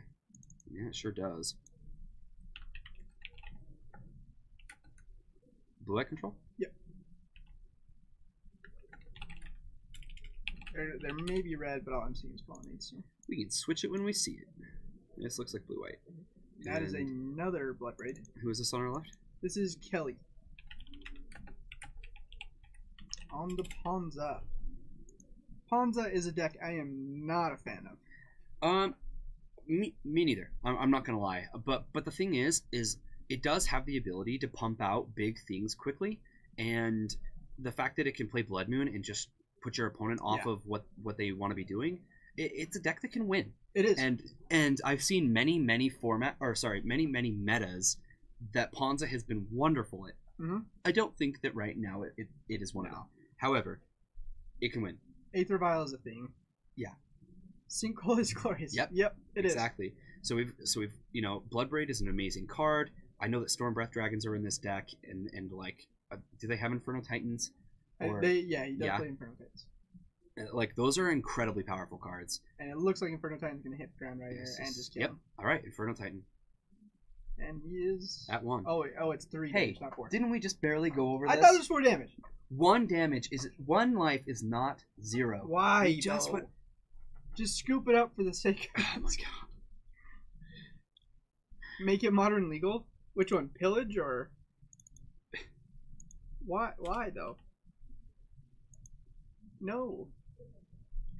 Alright, actually that looks like it was the match. So Pon's is going to clean up there. We see the handshake. That's the indicator to me. And we'll jump back over to our Dragons versus Jeskai control. You know, I don't think we talked about this quite enough, but the winner there was Sarkin. Hardcore. Oh, yeah, that card's hardcore. insane. Like, Trayton just went through land after land after land. If he doesn't have a way to rummage every single turn, it's a +1. Yeah, in a long game where his opponent has a hard time getting rid of it.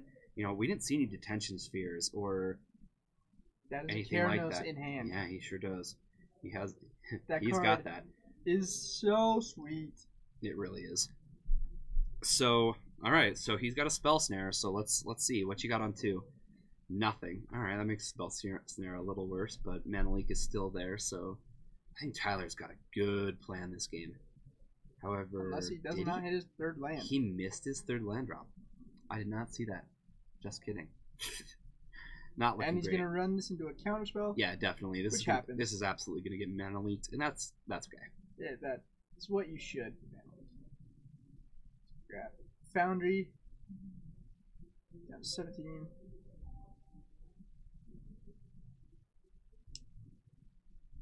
Yeah.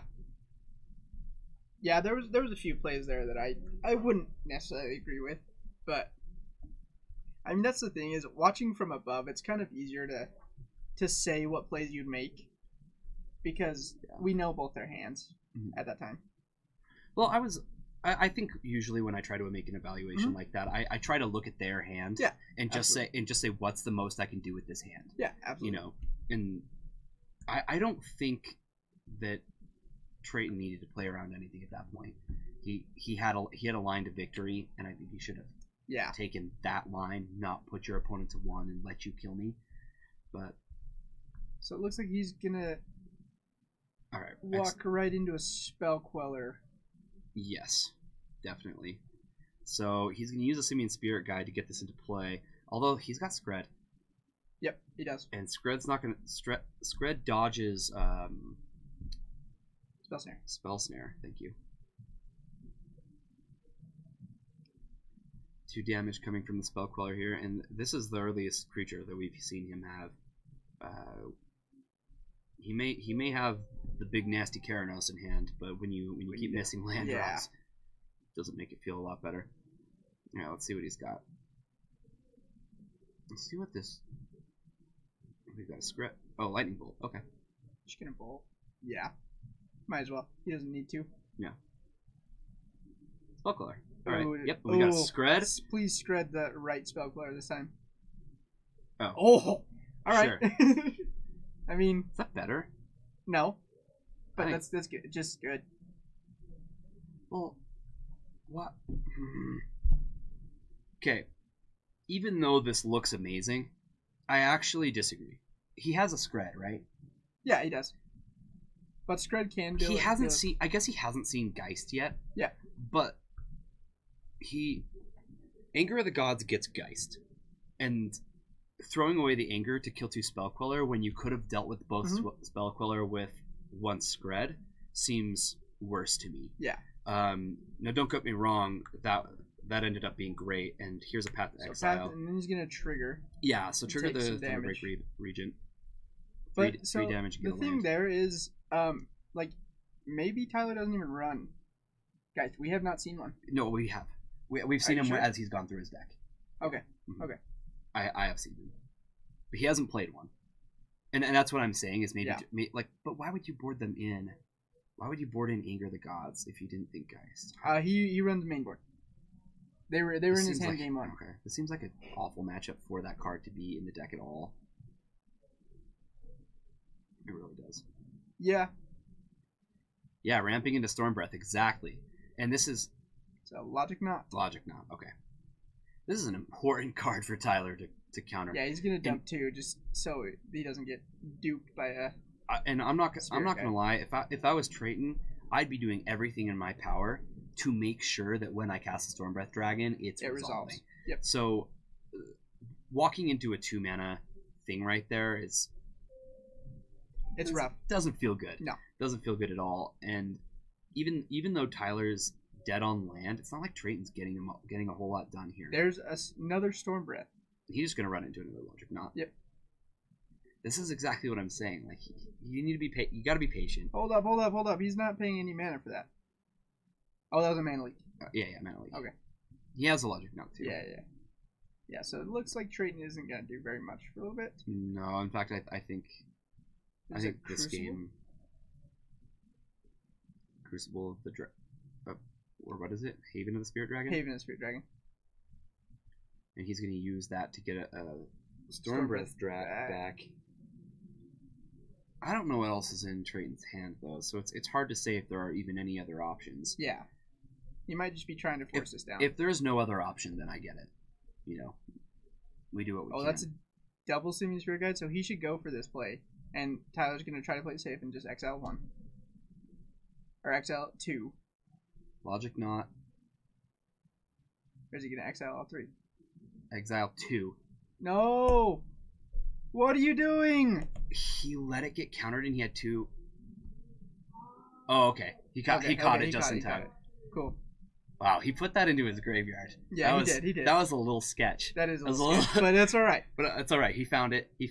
Storm Breath is in play. Oh, that would have felt so bad. Puts him down to 5. Or, yeah, 5. 5.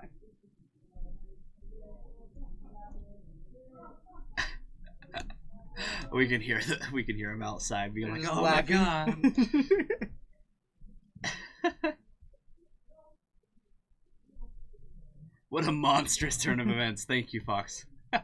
There's Keranos. Right. Keranos, that's not going to do a whole lot with Storm Breath Dragon on the board. And Trayton just needs to find a damage.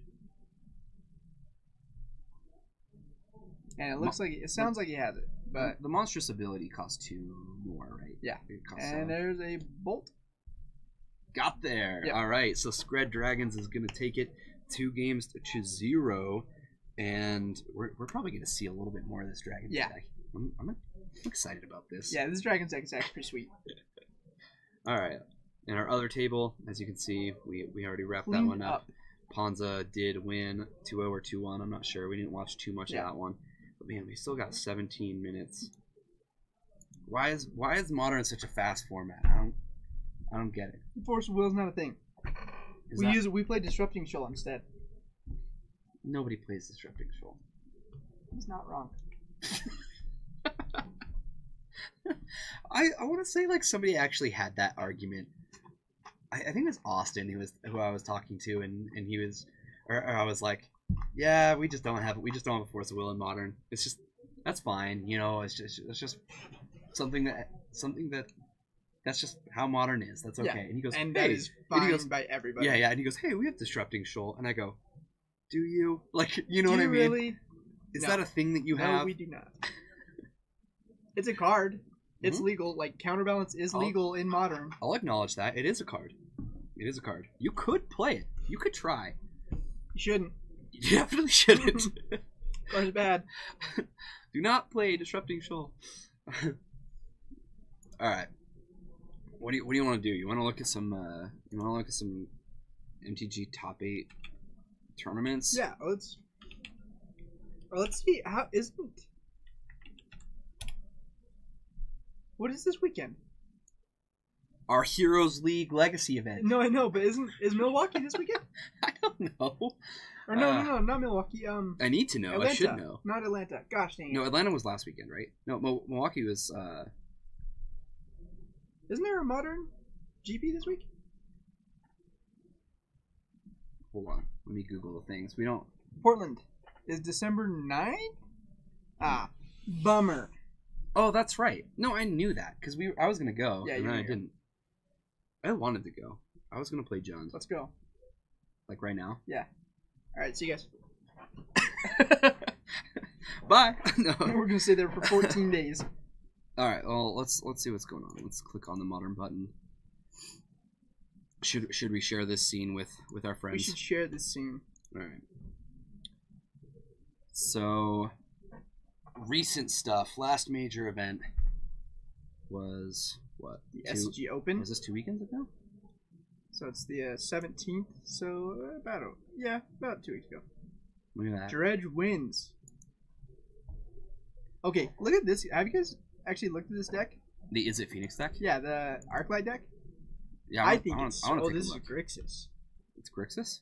It has water. So the big card here is Arclight Phoenix. I thought in this site it let us. There's a GP going on right now in Japan. I'm gonna figure out who the heck is at our door.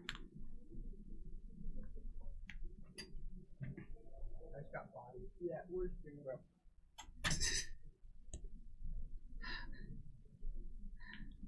All right. Anyway, somebody had to knock on the stream room door just to say I got bodied.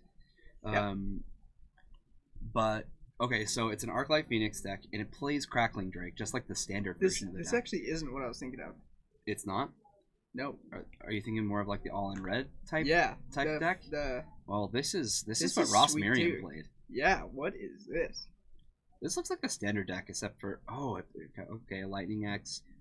We're playing Gut Shot. We're actually playing Charter Course. That card is up to like $1.50 now. That card's kind of good. Why? Why what? I feel like it shouldn't be. That card's sweet. It's not like a bad card. It's just wow. Modern All Star. Charter Course. You know. This is Modern All Star. All Star.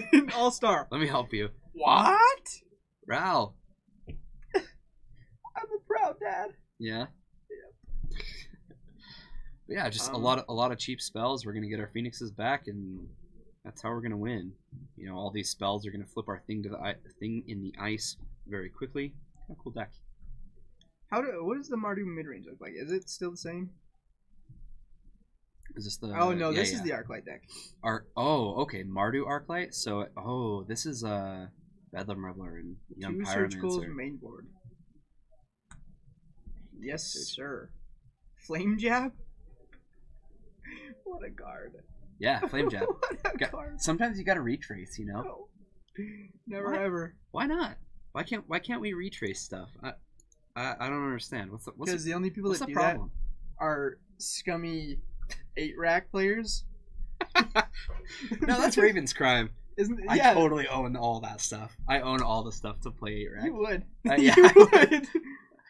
It's so bad. Like, I don't understand why people like are like, oh man, like I'm so disappointed I have to play against this deck. I'm like, you know how likely you are to win. Like, you know, you say that, but I don't remember the last time I actually won, except for this one time at a tournament I was playing Jund. It was a big tournament too, and I played against A-Rack and I won, which should not happen because I'm Jund.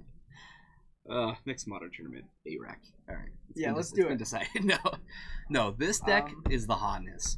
Like, I want to go pick up my Arclight Phoenixes right now. That's how much I like it. What in the world is happening? So this is Mardu Pyromancer, but because he's got the. No, this is because he's got. He doesn't have all the removal that Mardu Pyromancer has. But he's got Lingering Souls. He's got Lingering Souls. Lingering Souls. Yeah. He has Lightning Bolts and a Flame Jab. That's his removal. That's all. Collective Brutality is kind of removal. Oh, okay. Sure. All of it's super conditional. He can only kill small creatures. Like, this deck's not going to kill a Goyf without doubling up. Yeah. You know? But I don't think this deck really worries about Goyf. No, it sure doesn't. Not even a little. It's like, sure. I like it. Does that have trample? Nope. This deck's the hotness, and you still get that Campbell in the sideboard. Oh. That card, man. I played that against Storm. Yeah. That's funny. Man. I want to see that. I want to see that against this deck. It was like she just like sat there and she's like, "All right, well, I'm going to gut shot it, but I have to get up there." And she was actually trying to find a way to storm off instead of just killing it. Oh. And I was like, "You should probably just gut shot it 3 times." Yeah. Which they still take 6, and I gained 6. Worth it. So it's like, all right, now you got to storm. another Ugh. 6 times. Reminds me of when you need to use a walking ballistic to kill the Leovold in Legacy. Those are separate triggers, right? Yeah. Yep. You draw 3 cards. Draw, and draw. You got my Leo. But no, he's Rakdos Charm and Ravenous Trap, 2 main board surgical extractions. Plenty of removal or graveyard interaction here. It's got that 2 Blood Moon on the side. Yeah. So there's 2 basic mountains and 1 basic. Okay. Yeah. Is this what you're moving on to? Do we need to find you some Phoenixes? No, Phoenix? I don't want to pay $80 for a Rotato.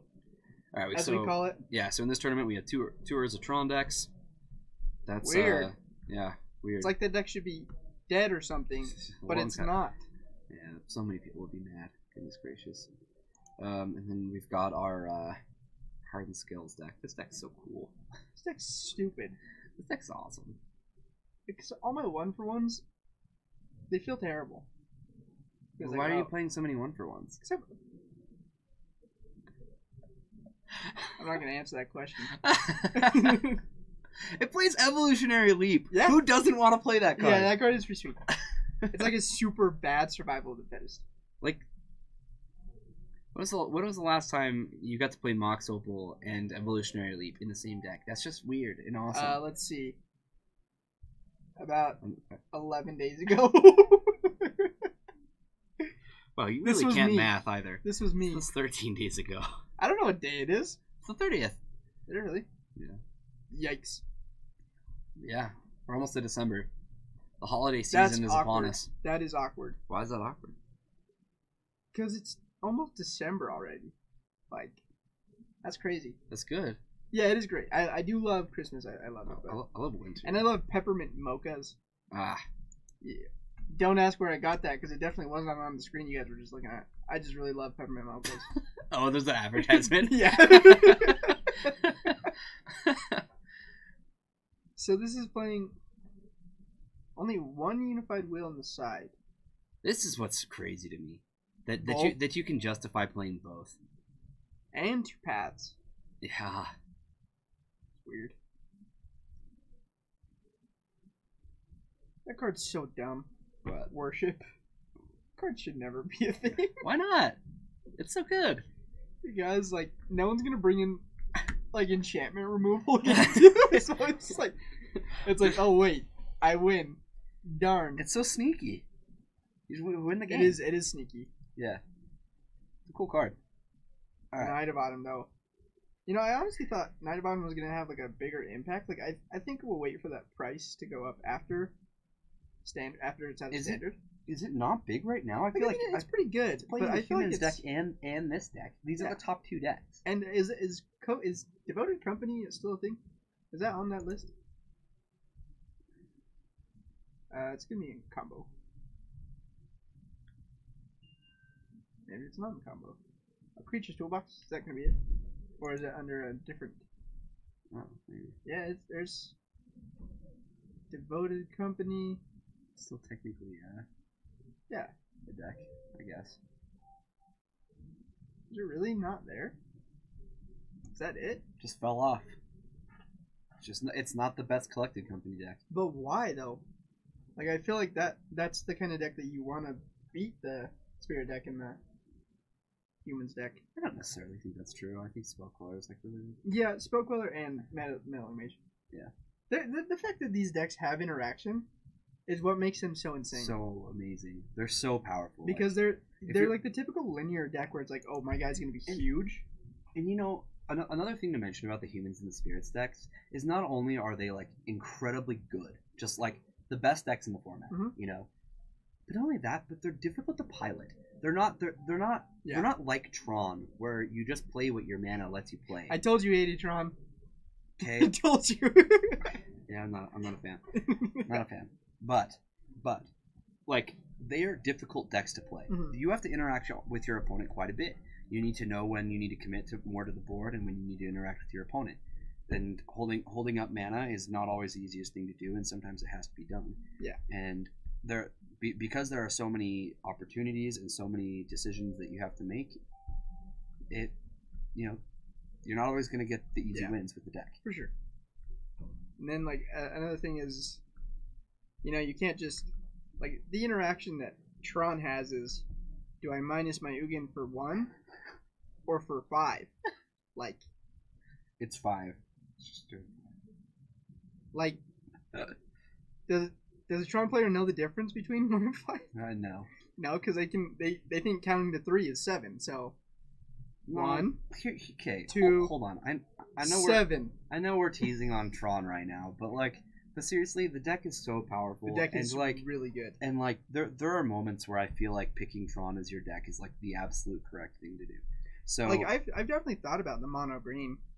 Yeah, the mono green version. I am a fan of the black because I do love collective brutality. Okay. But the one that we're seeing most of, I believe, is. But I think that the mono green is just this one. Oh, they do play a World Breaker. I thought that was a thing of the past. But that card. Well, this is just one list of many. Yeah, this was on November 11th. So yeah, it's not far away. Because I figured that card's pretty good. World Breaker? Yeah, that card's pretty strong. Sideboard, we got Kozilek the Great Distortion. You know what? Interesting. Because how are they countering those 2 and 3 drops? I think this deck is just really, really powerful. And yeah, it's definitely pretty nuts. Yeah, depending on your meta, it can just crush it. The only problem is I find, now this is just based off of my own experience, but when people want to get into a format, okay, so let's say you're a standard player and you want to branch into a slightly more expensive format, you know, I've noticed this.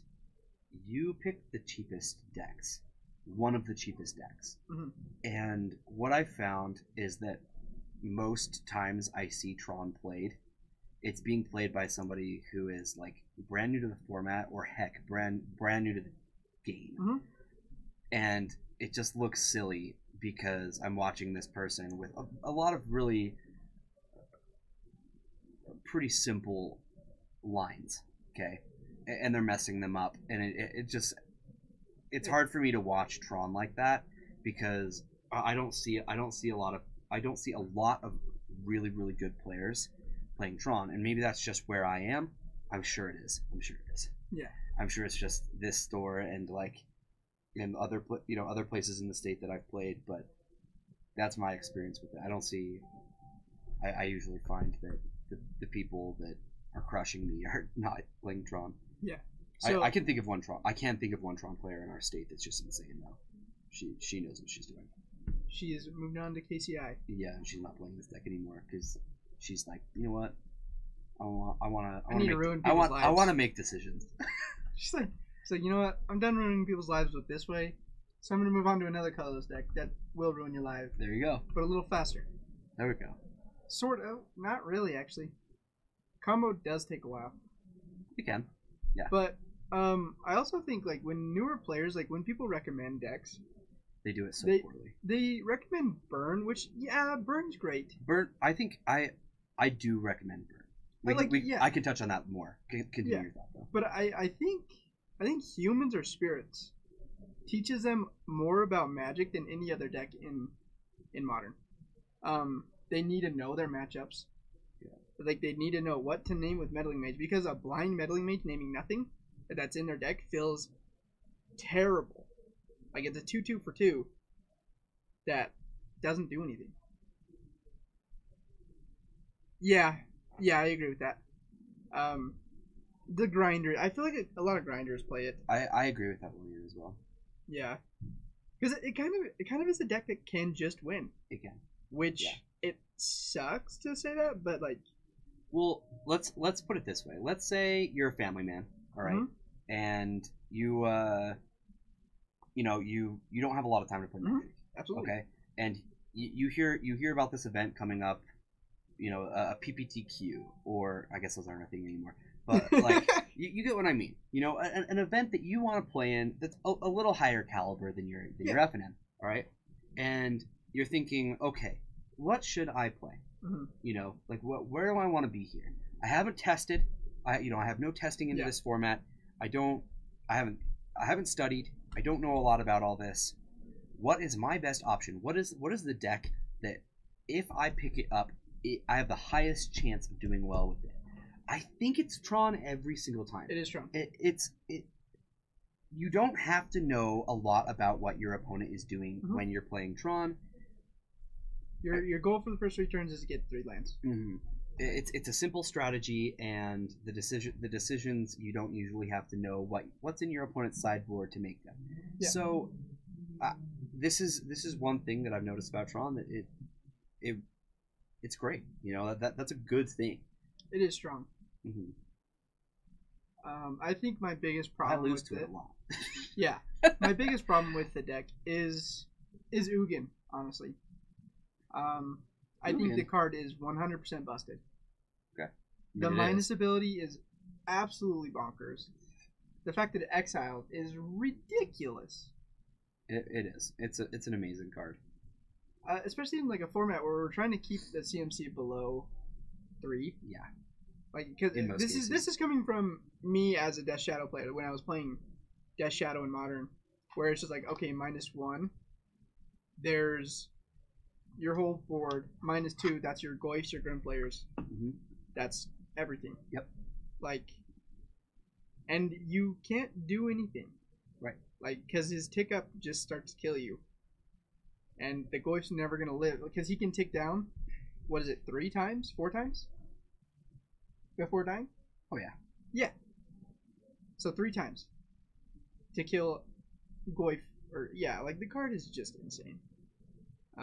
I don't really have a problem with Karn except for the fact that you can't kill it with creatures. It's not easy, because it is a +4. I don't, like, yeah. I even though I do hate this deck, I have a massive amount of respect for it. And that's probably because I play a deck that's so bad against it. I have to respect it. Mm-hmm. You know, it's very powerful, and I think I'm just constantly waiting for the day where this deck just isn't good anymore. I just don't think it's going to happen. No, they have to ban something, but if they do, it has to be something that affects. They won't. Across the format. They won't. And there's nothing in Tron. It would have to be the clear-cut #1 deck, and nothing can touch it for it to see a ban. That's just never going to happen. This deck is always beatable. And they don't ban lands very often, and that's my only problem with it is the lands. Like, so the whole strategy. Then. Yeah. So if they ban, like, that's what I'm saying. Like, they can't really ban the lands. Like, no. That's just kind of awkward. Because. Like, the last time they banned lands, it was the artifacts, wasn't it? I don't really like talking about bans and unbans because this is the format that we have right now, and this is what we're working with. So, like, it's just not, relevant. And I think, speaking of, like, random stuff, but this Titan shift you're hovering over, this deck is sweet. So I was escape shift some stuff, huh? Yeah, but so I was actually I was thinking Amulet Titan. The deck that I had to play against last night in the last round that I got crushed by. So I have mad respect for this person I watched playing at GP Prague. He was playing Amulet Titan, and he lands a Zakama against his opponent on camera. Proceeds to untap his lands, and then follows it up with another Primeval Titan. And the dude's just sitting across him playing this weird combo deck, and he's just like, okay, you now have the God of the Dinosaurs out, and you're saying that you have 9 mana out on turn 4, and now you're getting 2 more mana to add to that. Sure, fair and balanced. Like, I think the Titan Shift deck is actually good against control right now. Oh man, the Huns. What? When you put exclamation Terry, it puts the Honda Civic driver. That's hilarious. Wait. Oh, why did he say this? It was because he plays Delver. Was that the reason? Yeah. Because he calls Delver the Honda Civic. Yeah. Yeah. That's hilarious because he doesn't drive a Honda Civic, right? No. I'm pretty sure he drives like an Infinity. He's just nice. I haven't seen these before. Who put these in? I knew the Civic driver was there. Exclamation point. Okay. He's just nice. It's just nice. Oh wait, no, there's an exclamation point. How do you say that? He's just nice. He's just nice. He's just a nice. He's just nice. He's just a nice guy. Just because. No. Bryce, no. Just no. Oh, these are so good, Tryhard. Who made them? What's going on with them? Terry. You think so? No. I don't know. No, usually these are made by It's gotta be Chat, right? Chat, yeah, usually. Well, actually MTG bot might not be. I'm not sure. But guys, we are like so past time and we still haven't started our next round. Let's pan back to us. Come hang out with us for a minute.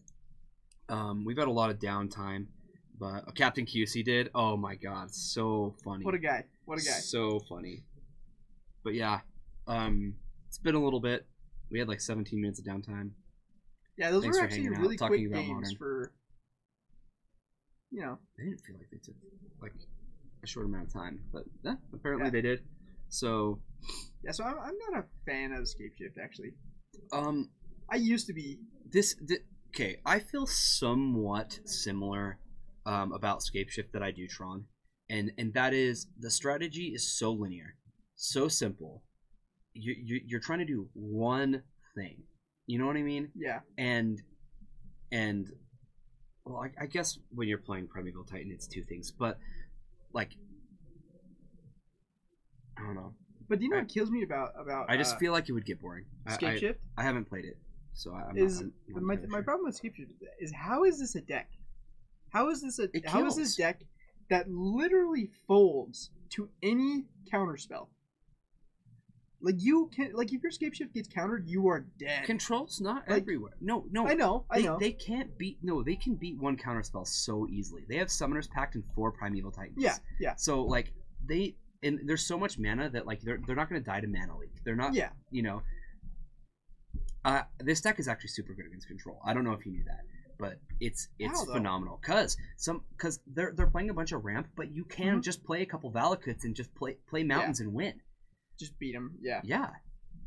And Valakut's super good against Planeswalkers too. You can sit there and just like three there. You're dead. You know, until you win. It's great. Kind of what blows my mind. And they've got Carnage Tyrant in the sideboard and Tireless Trackers. They've got what they need.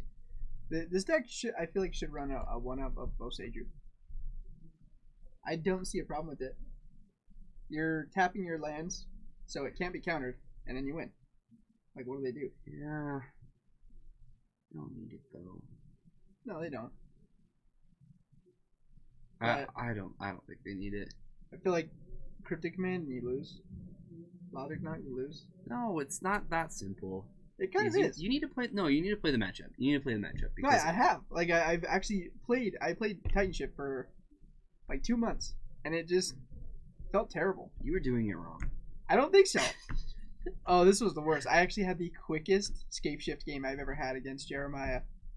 I think it was a turn 4, and I could have Escape Shift. Mm-hmm. And so I had it in hand, and he's like, "Oh, look, I'm Infect. Turn 3, kill you." And I was like, I cry. I cry. Yeah. When you have the turn 4 win and you lose because your opponent killed you the turn before. Yeah. All right, looks like we're actually going to get some people sitting down here. I was hoping that would happen soon. Let me get this updated for you guys real quick. Brian's.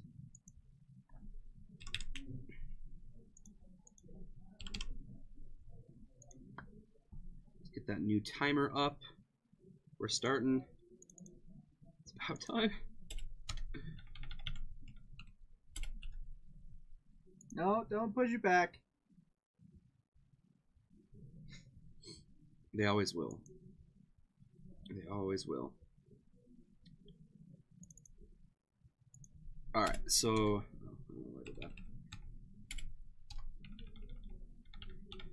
I'm just gonna put a sign. What do we have here? We've got...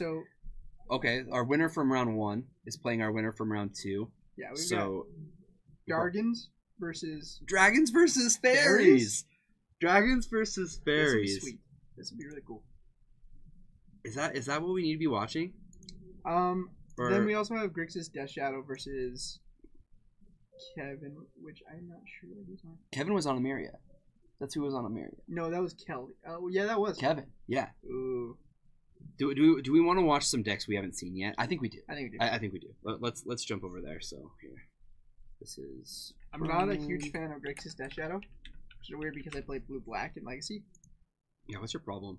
But like Grixis feels, I don't know. All right, these are not who's playing. I'm gonna update them while we're hanging out here. So this is Kevin, and he playing Emiria. Kevin. Do we call it Emiria Control? I think we just had a Emiria on it. So Emiria, that's got to be like It's mono white. just like Sun Titan Valley, right? I'm pretty sure they play Big Angels. I don't know, but I'm excited. Oh, could it be Emiria? The land. Okay, the land. The land. We're talking That's about what the I was land. thinking, It's mono. yeah. It's got to. Oh it's... no. It's blue white. Help! What does this mean? I need an adult. And this is Brian playing what? Where did I see it? He's on Grixis. Death Shadow.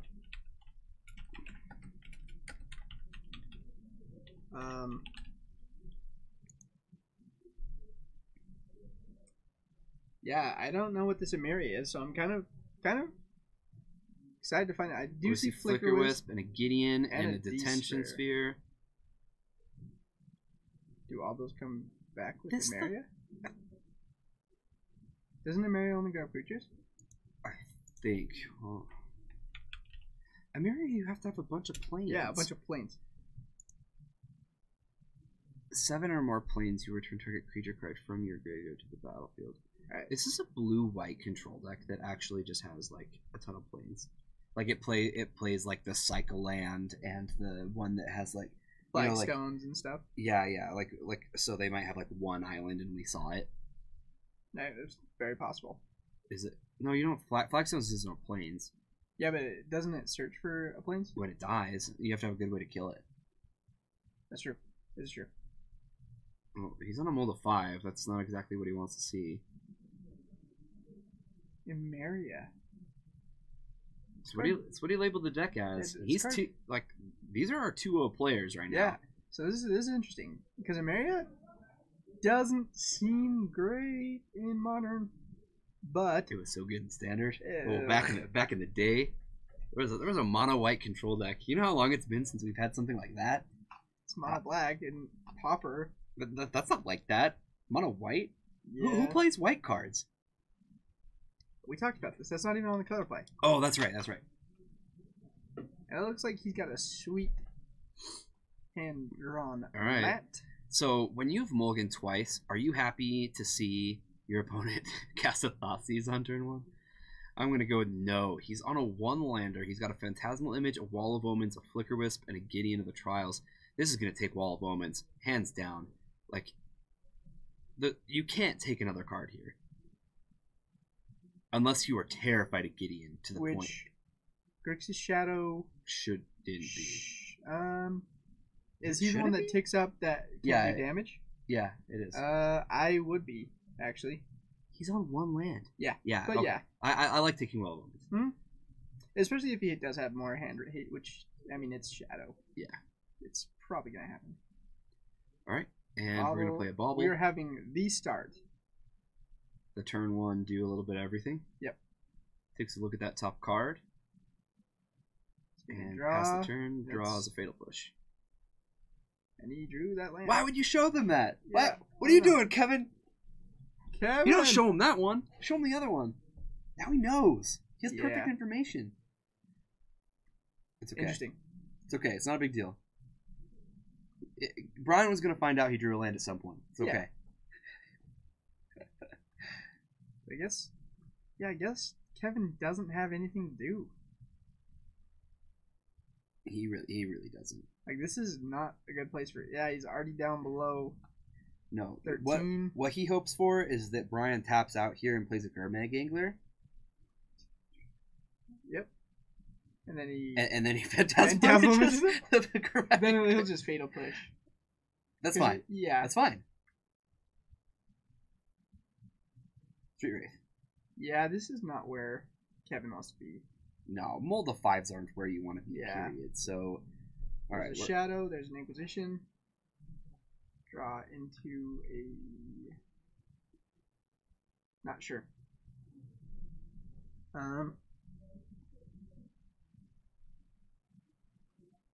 We picked a not very exciting game, did we? I regret my life. How dead do we think he is? Do we want to jump over to our other match? Is he pretty dead, chat? Anybody who's listening? I mean, I guess if he doesn't have... Oh, yeah, he does. Alright. Alright, maybe we have something. We're gonna see the Phantasmal image. It's gonna die, but He's got to drop something. it. Yeah, he's got to drop a Fatal Push on it, so... Lol, yeah. Alright. Yeah, let's hop over, or... Oh, okay, yeah, he's cool. dead. Cool. Yeah, Alright, let's jump over. Let's check out our fairies versus dragons match.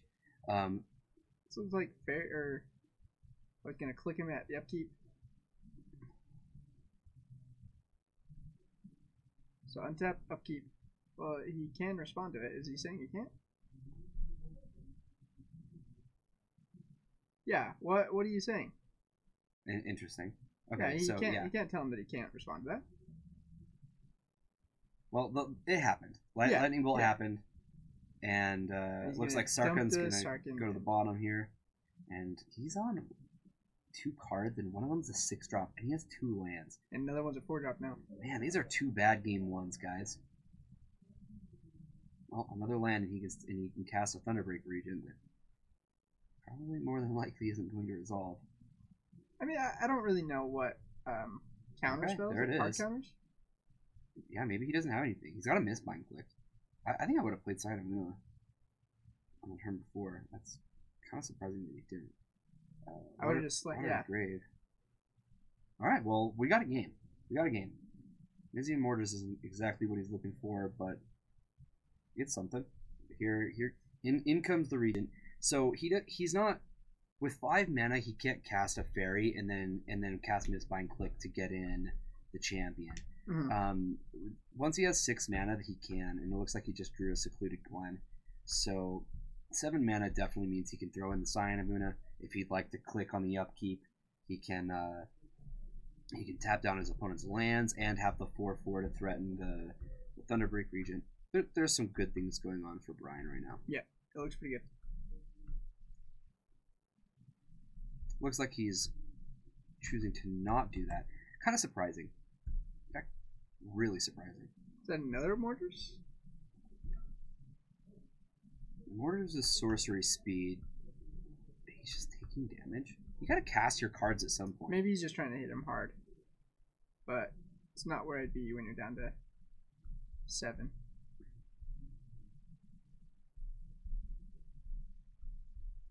Yeah, I don't know. Maybe we don't know his hand. Is he trying to play around a Scred or a lightning bolt? He might be. Probably.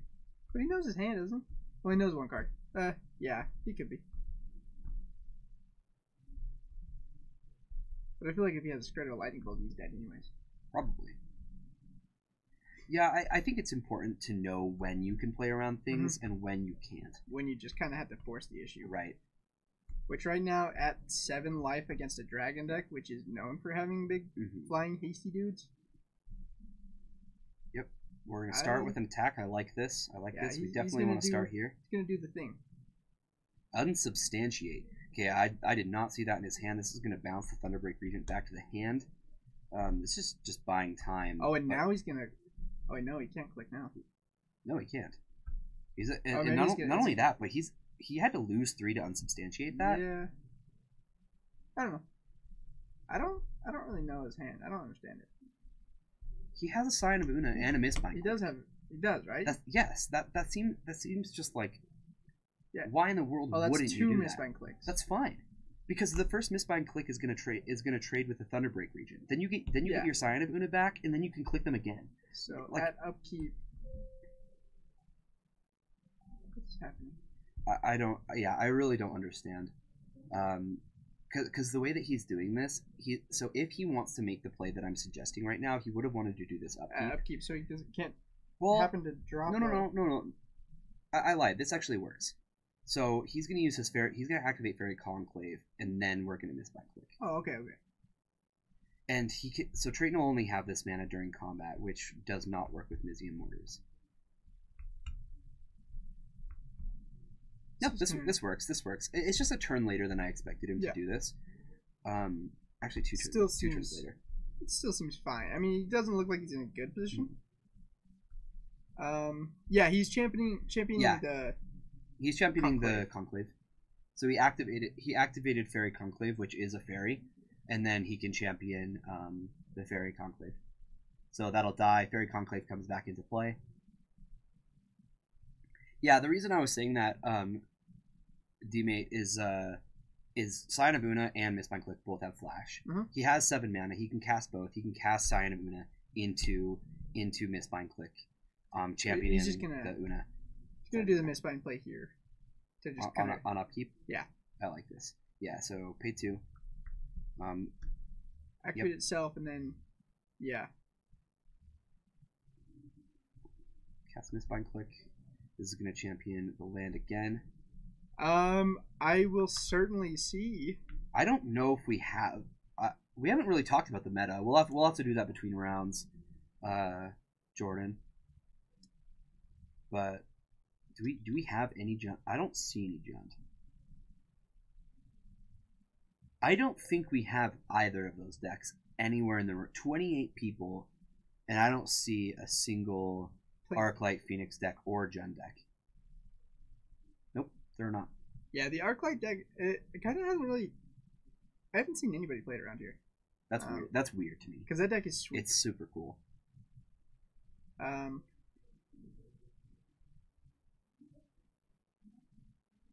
Yes, absolutely. Yeah, and that's what we're saying is that's probably what he was playing around. But like, how long can you really play around something like that? So here comes Mizium Mortars, and we're gonna see a Quickling in response. This is gonna return Miss by and click to the hand. And he's just gonna do that nasty shenanigans over and over and over. He's got tons of mana. Yeah. This is gonna be enough to win the game, I would imagine. Unless he Blood Moon's right here. He's got enough base. Oh, he has a Remand in hand. Yeah, but that can't work with the Conclave over and over. He doesn't need a Conclave. He has the Quickling. He has a Quickling now. Yeah.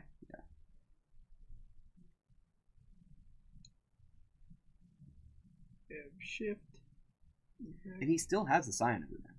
That works the Scion of Una too. Yeah. But it seems like he's pretty hellbent on Scion blinking a removal spell. Like, I don't think he wants to use it for anything else. There's a push, which kind of feels bad right now. He can tap Triton down on the upkeep for the next 3 turns. Yeah. In fact, I think he can do it even more.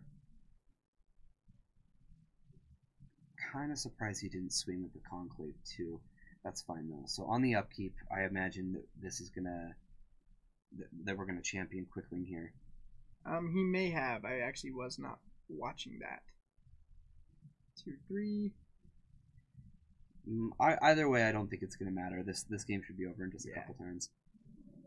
Yep. Oh really? You're gonna champion the Fairy Conclave? Oh, I don't like that. I like championing the Quickling. The Quickling, and then next turn you champion your own Mistbind Click, so the Quickling comes back, and then you bounce Mistbind Click, and you can just keep doing it. Oh boy! Right? Maybe that doesn't work as well as I think it does, but. So what has he got? Oh, he's just gonna attack. Okay, I thought he was responding. He did draw. Thank you, Benjamin. Appreciate that. Yeah. He's kind of in a rough spot. All right, we found Scred. Here comes the Scion of Una. We've been unsubstantiate, sure. He's a little lackluster. Doesn't he? I swear he has a Scion of Una, or was it Quickling the whole time? It might have been a Quickling. Do you think it was? It probably was. I swear it was Scion, but maybe I'm blind. Yeah, no, because that's a fatal push in hand. You're right. Yeah, it's so not. it was a It must have been a quick thing. I'm sorry, guys. My eyes lied to me.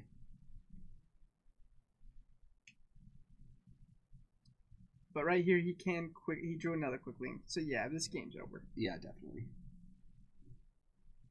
Misbind click every turn. Why not? Quickling is one of the first cards I actually started collecting. I have so many.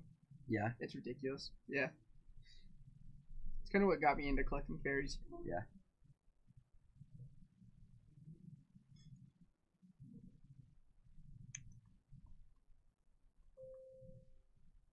Yeah, so I think right here he's just gonna...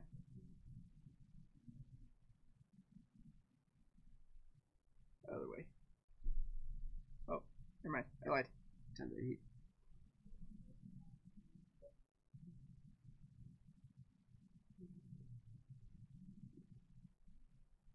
Really? We're gonna let you cast stuff, huh? Well, here comes Lathlis. Incoming. Oh no. Oh. Uh-oh. I totally forgot. Overload Mizium Mortars. This is gonna kill both of them. Huh. This doesn't win the game by any means, but there's But still a that's good, Scred. yeah. There's still a Scred in hand. Oh, we still have a game. Sweet.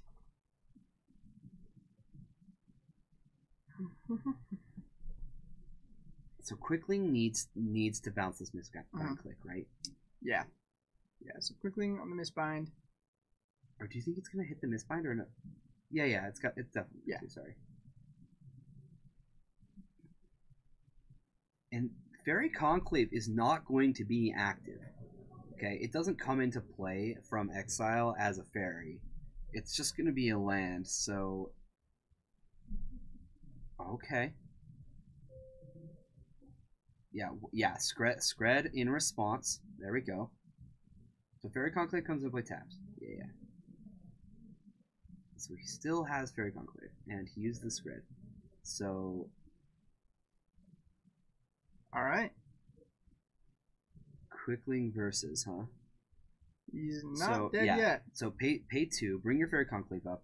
This way we can get Quickling into play. Replay it. Yeah. This is interesting. This is definitely interesting. This Blood Moon needs to turn off this Fairy Conclave. Yeah. Or it's gonna be a problem. 2 damage a turn. I think Trayton can find a flyer or a removal spell. I would imagine he can. Absolutely. Or no, he still has Lathlis in hand, right? Yeah, he's got a Thunderbreak right there, but he should probably drop this Blood Moon before. I would play Blood Moon first, yes. Looks like we're gonna... Okay. Nope. 5. Stormbreath Dragon. That cannot be fatal pushed. That cannot. That's game. And... Got him. Wow. Sweet. Okay. Alright. Cool. I didn't see the Thunderbreath. I didn't see it. Stormbreath. Or Stormbreath, sorry. I didn't see it. Dragons. Dragons is taking it. It's doing pretty well. That was a sweet game. That was a sweet game. There's a lot of back and forth. Let's take a look at what's going on over here. Oh, is this... what is Court something? Court Hussar? Yeah.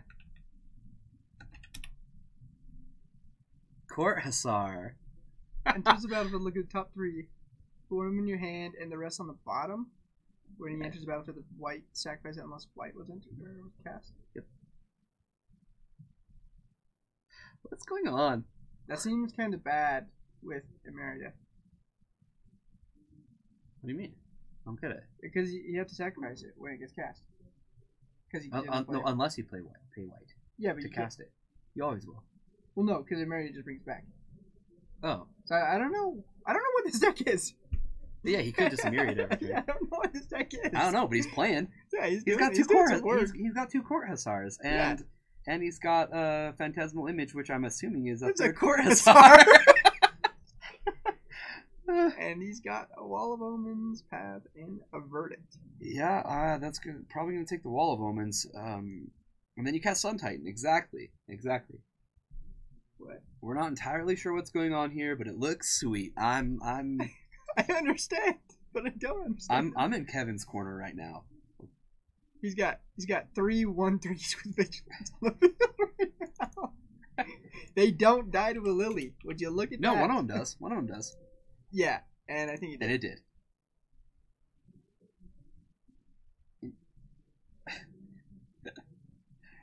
How does Death Shadow beat Coruscant? I don't want to talk about it. I'm just curious. I want to know. Can it? You've played Death Shadow before. Can it actually? Yeah, Team or Battle Rage is a thing.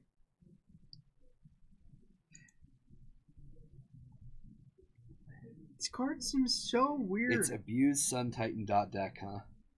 Well, that sounds like a sweet strategy, and I can get behind it.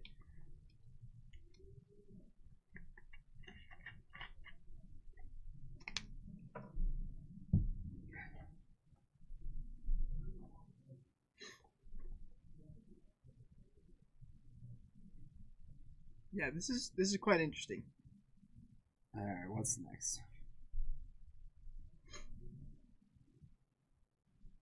I definitely want to see the last game between Fairies and Dragons, so I don't want to stay here too long. Yeah. But okay, we're gonna see Field of Ruin take out Blood Crypt. Is that cutting him off red completely? Yeah. More than likely. Water grave.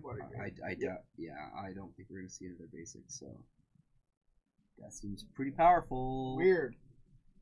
Pretty powerful. Yeah, shadow players are still not putting basics in their deck. Surprise. So I guess we'll see what happens from there. I'm still so confused about this Coruscant. I feel like there's so many. This card's so good. I feel like there's so much better like ETB draw. Get out of here. Stop saying words, Stockton. Like I mean, I'm respecting it because it's winning. But are you a believer or are you not a believer? Look at this. I'm. Did you just see a Court Hussar just got fatal pushed on our screen? Respect. I don't want to. That's as much respect as you could possibly earn. He's below 10 life. I don't know what that number is, but he's below 10. It's either a 5 or a 9, right? No, it's not a 9. It doesn't have a curl. It's 5. I think it does. I think. Oh yeah, 9 does have a curl. Yeah, it could be a 9 or 5. We'll definitely see the next time he loses a life. But Court Hussar is just pounding. Hussar's doing some work. Yeah, that's what I was thinking. It's like I feel like there's so much better, like so many. I don't know, like you just gotta draw a card, like whatever card you want every turn. But why not just play Wall of Omens or like? He is like what? Why Hussar? God, why not? You have no faith. Just play Kitchen Finks. You're playing white.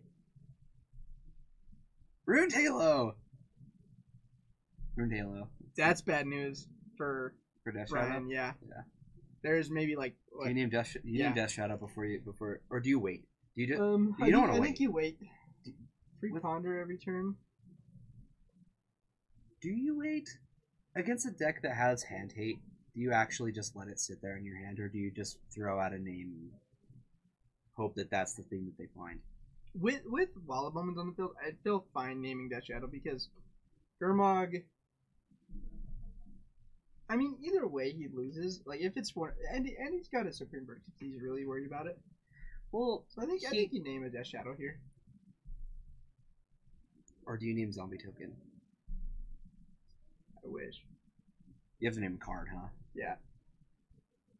That's the funny thing is, Luis always lost to tokens because he can ruin Halo. You can't ruin Halo. You can't ruin Halo with token.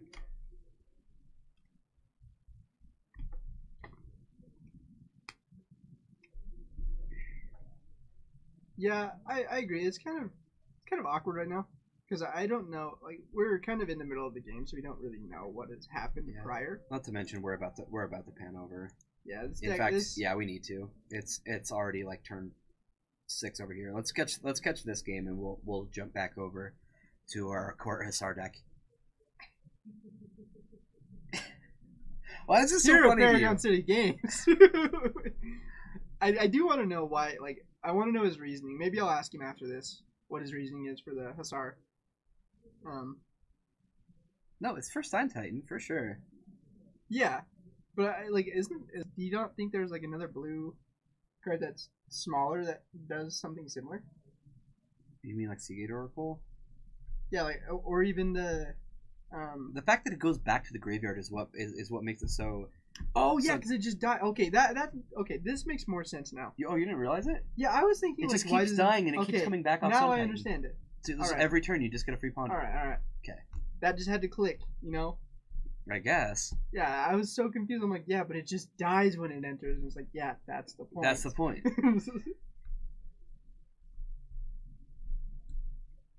Alright, Stormbreath Dragon incoming. It's going to get remanded. Remand. Seems pretty obnoxious for Trayton to have to deal with something Look how like many that. lands this fairy player's drawn. Seriously. Holy cow. They still have like four cards in hand. It's all gas. Here comes Spellstutter Sprite. He's just flashing it in for what? To tempt him to pop Ratchet Bomb on 2. Holy cow. He's drawn a lot of lands. Yeah, he really has. I bet you Trayton's just dying to find one more. 6 seems like the magic number. There it is. So now he has access to Stormbreath plus Lightning Bolt plus Lightning Bolt plus Lightning Bolt plus Scred. Mm-hmm. He's got removal for days, and I'm kind of surprised that he's leading on Lightning Bolt here. I think it's fine because I think he's gonna try to save it, and then he just Lightning Bolt in response. Yeah, and then he just bolts the quickly. Wait. No, I think you hold up and then just cast a Stormbreath and then get in. No. Oh no, because now you can cast. No, you crack Ratchet Bomb here. Oh. What? Oh no! I think that Ratchet Bomb. That is kind of a weird line though. Like, it's definitely obscure. Like, I would never think of that. Now that it's in play and the trigger's on the stack. Yeah. So now is when I do it. He's gonna freaking Scred this too. No, your Ratchet Bomb, Trayton. Your Ratchet Bomb.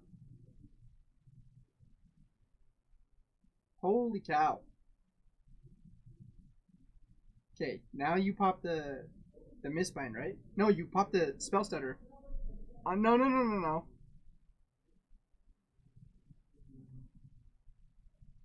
You pop the Spell Stutter, and then because he has to choose the champion trigger, right? On the before. I think it targets when it comes into play.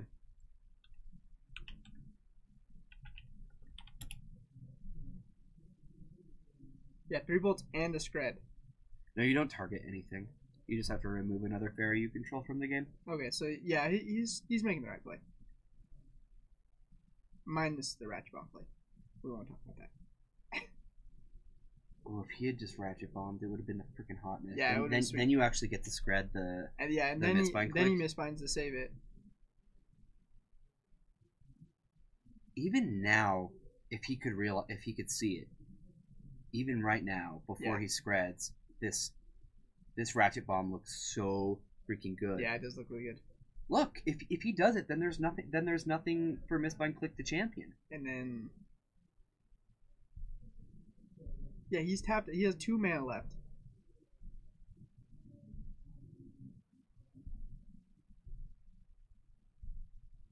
Drayton, your bomb.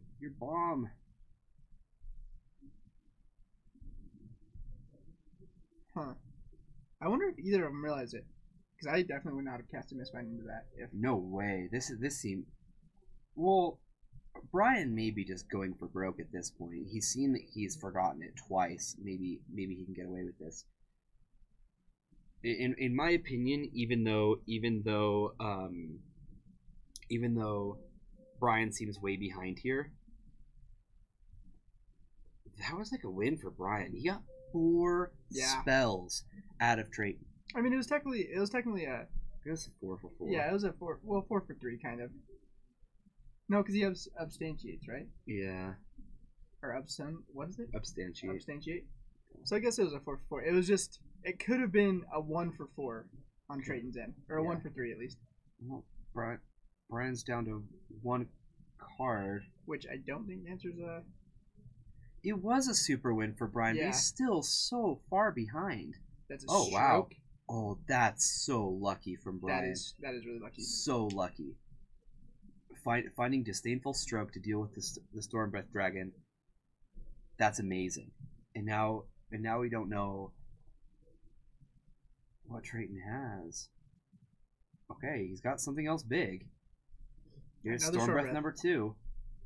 And Brian doesn't have the answer this time. This getting monstrous next turn. Yeah. This is gonna be brutal.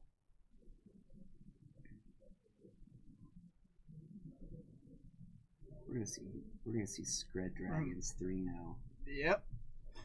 And I don't think anybody in our chat's gonna complain. Is anybody unhappy with watching this Scred player? Because I know I sure am not.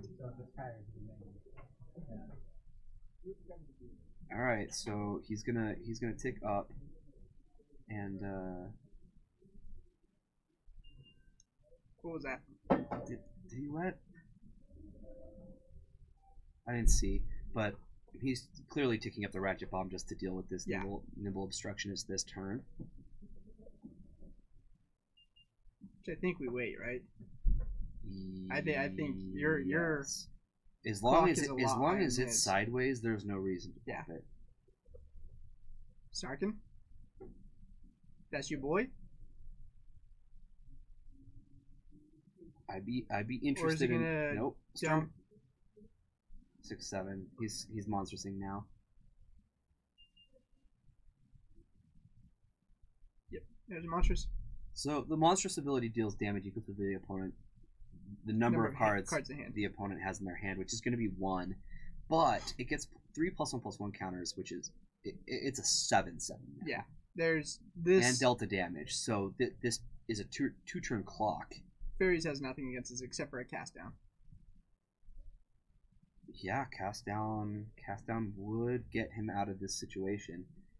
Fairies goes down to 7 life, and Nimble Obstructionist. There's no way you can attack again. Yeah, he's gonna leave it untapped, and I think he was gonna go for that Sarkin play, but then he realized that the Ratchet Bomb. Ooh, he found a Spell Stutter Sprite that can chump for a turn. So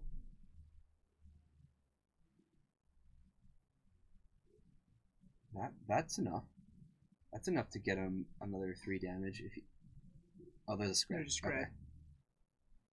And a Blood Moon. So let's. Blood Moon does nothing. Yeah, I think you just go in here. Here's Spell Starter Sprite. I imagine we're going to see a Scred to get rid of the blocker, and this should be it.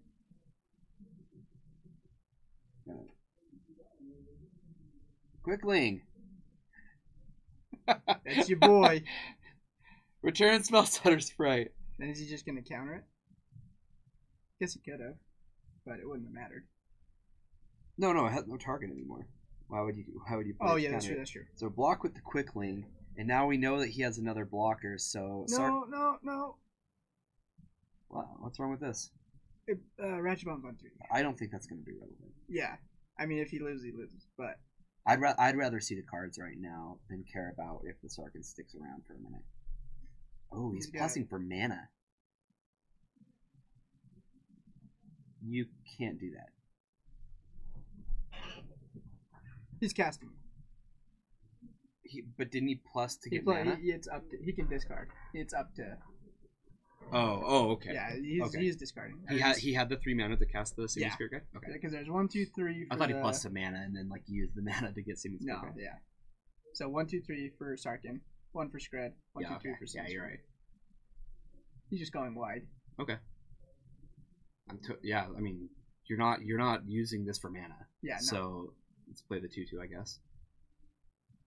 Another Nimble Obstructionist was drawn. That's not what he wants to see with the Ratchet Bomb sitting on 3. Bringing it in. He is.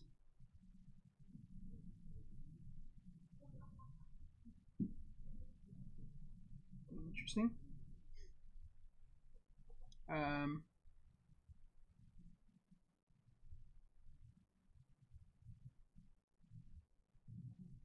Yeah, so if this is a land, then he just rummages it away. Yeah.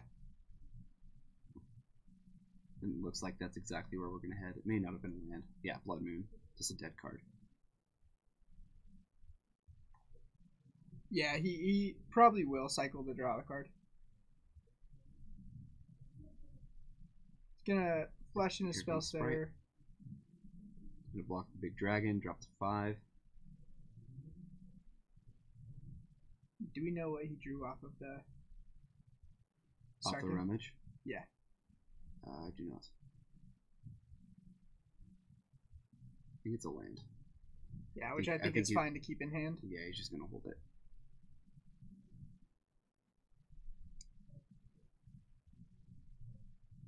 Was that flame? It wasn't. That looks like a flame cap. No, that's a cast down. Is that a cast down? I think that is a cast down. I think so.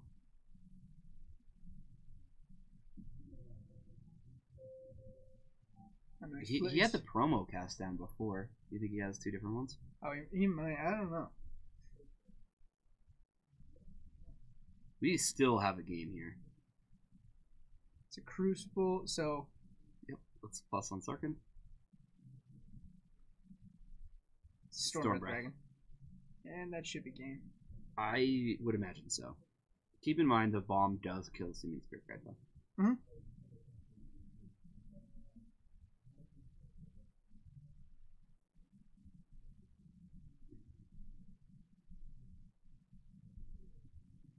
So we cast downs on the...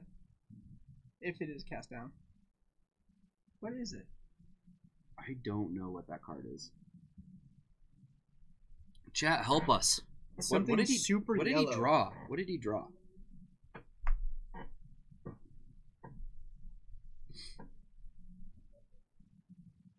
It's 3 mana? Here comes the Nimble Obstructionist. Okay, it's a cycle.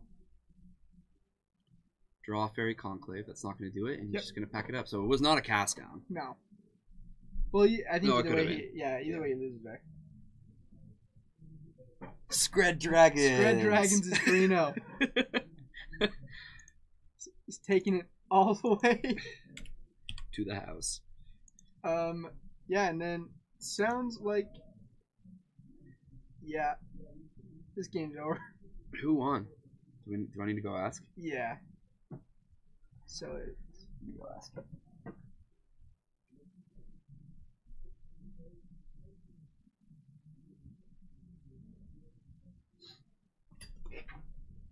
Been interesting decks tonight.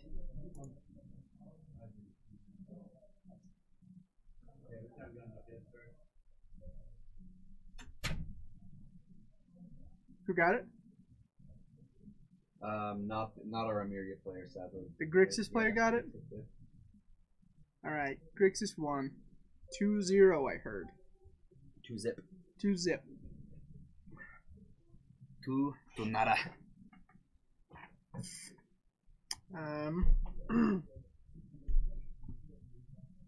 So yeah. Poor Amiria. Sad. I want to know why it's called Amiria. Boom. Welcome back. This time we only have 10 minutes to kill. And last time I totally said that we were going to do something. What were we going to do? Oh, we were going to talk about our meta. We're going to talk about our meta. Alright. So.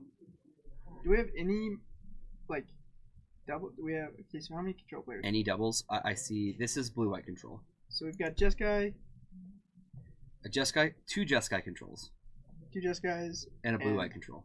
And, 2 blue-white controls. 2 blue-white controls. A lot of control in the room. And then we have Mono Bluetron, Esper Mill, Scred Dragons, Big Zoo, Martyr Proc, 4-color Geist. Yeah, 4-color Geist. Interesting. No. Just no. Then we got black-white tokens. We have green, what was it, green-black mid-range. Yeah. 12 Bolt, which I'm still not really That was sure. Mono-red Wizards. Yeah, it's Mono-red Wizards. Yeah. And then we have the Ameria Ponza. We do have humans, Boros Burn, blue-white control, and then yeah, outside green-white hate bears. outside of control, there are no duplicate decks. Yeah, we have a bunch of weird stuff. Then we have a hollow one, bobble rock. It's just a rock, right? Green black with baubles. It's probably. Do you think it's a green black shadow or like a Jun shadow? It's probably Jun or. How do you cheer negative boys? You type in ! Bryce. Negative bits? Oh, negative bits. Oh, okay. You're trying to steal from us. He put -1 cheer and it gave us a cheer. Thank you. That was nice of him. Thanks, Bryce. Do it.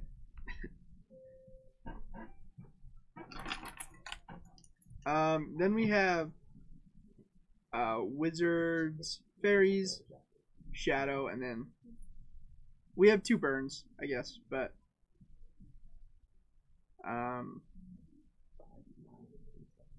other than that, we have a kind of a weird meta tonight. Like, it's all over the place. Yeah, it's literally everywhere. This is really sweet. No, it's super cool. Like this is exactly why Modern's such a sweet format, is because like not everybody has to play the same deck to have fun, and like not only that, but it's not like we're just seeing a bunch of like top tier decks, you know. Like don't get me wrong, they're here. There's no dredge in the room, but we have Tron, we have, you know, humans. Mm-hmm. There was something on spirits, right? Or did I miss that? I don't think so. Kurt is actually in Colorado, so yeah, and then I think he's our only spirits player. No, there was a guy playing it the other We have night. 4 color guys, which could be spirits, 4 color spirits. I don't know why you're playing. Oh, it's probably that 4 color like tribal flames. Maybe. I don't think you play anything less than 5 color when you're playing tribal flames though. Because 2 mana for 5 damage is fair and balanced. I can try to make a request for spirit or wizards. Put wizards on. You got to give us a cheer though.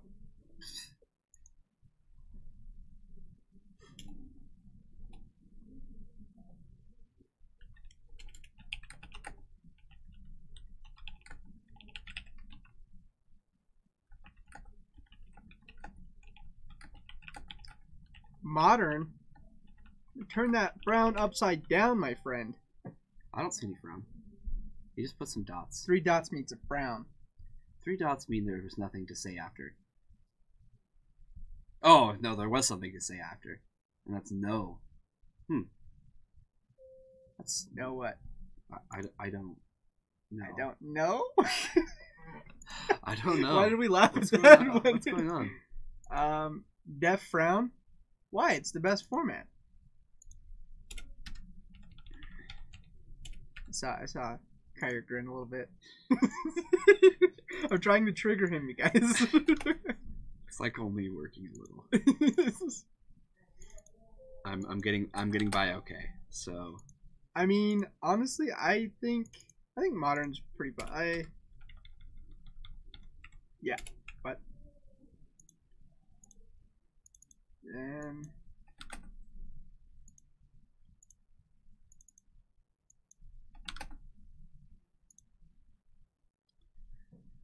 huh? The frown, hot take. What's going on? That's all right. I think these are super old. Oh, okay. I'm not really sure what's happening. Yeah, I'm not either. But yes, smile and wave, guys. boys. Come on, we're gonna be streaming Modern every Friday. Friday. It's always how it's gonna be. Tuesdays are gonna stay Legacy. That's not gonna change. No. Our Modern tournaments have great turnouts every single time we run Modern, and we've got 28 players tonight, and everybody and their dog's on a different deck. So except for those control players. Control players. Yeah. I don't really understand them. Control and burn. Mm-hmm. Disgusting. All right, I'm just gonna run down the list. Okay, like so we've got a list of our players here, and I don't think this is all of them. I think this is most of them.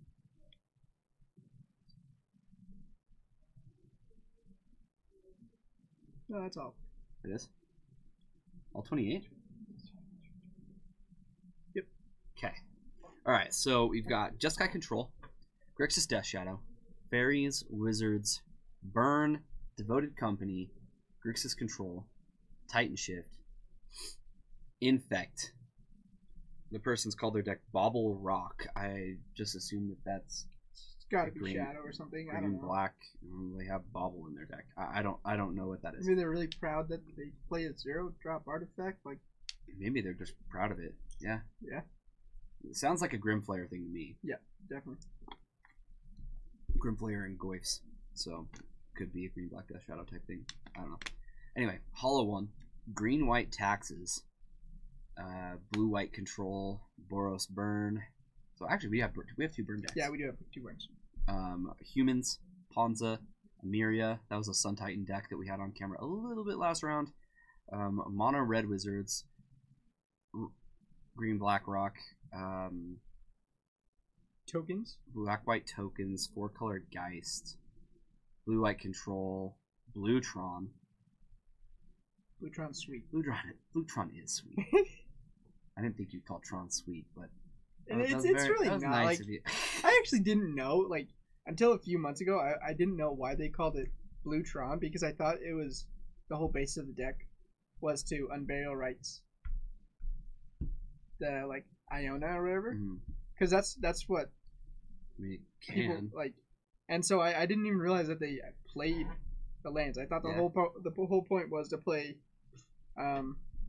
Gifts Ungiven, get your Unburial Rights, and Iona, and just discard them. And the next deck is Martyr Proc. What does that deck do? Man, the things it can do. It gains so much life. Like, I really kind of hope that this guy got put up against the Infect player and is like, well, I got nothing. Blighted Agent. Alrighty then. And then we've got Big Zoo, Esper Mill. Esper Mill, I kind of want to see. Kind of sounds spicy. I don't know why you play white. I don't know either.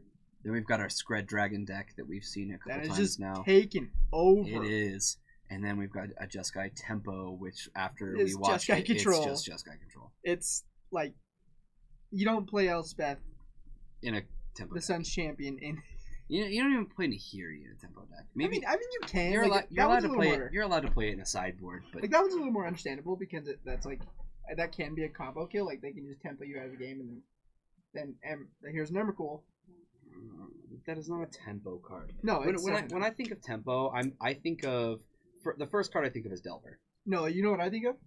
This is from back in the day. Is Vapor Snag.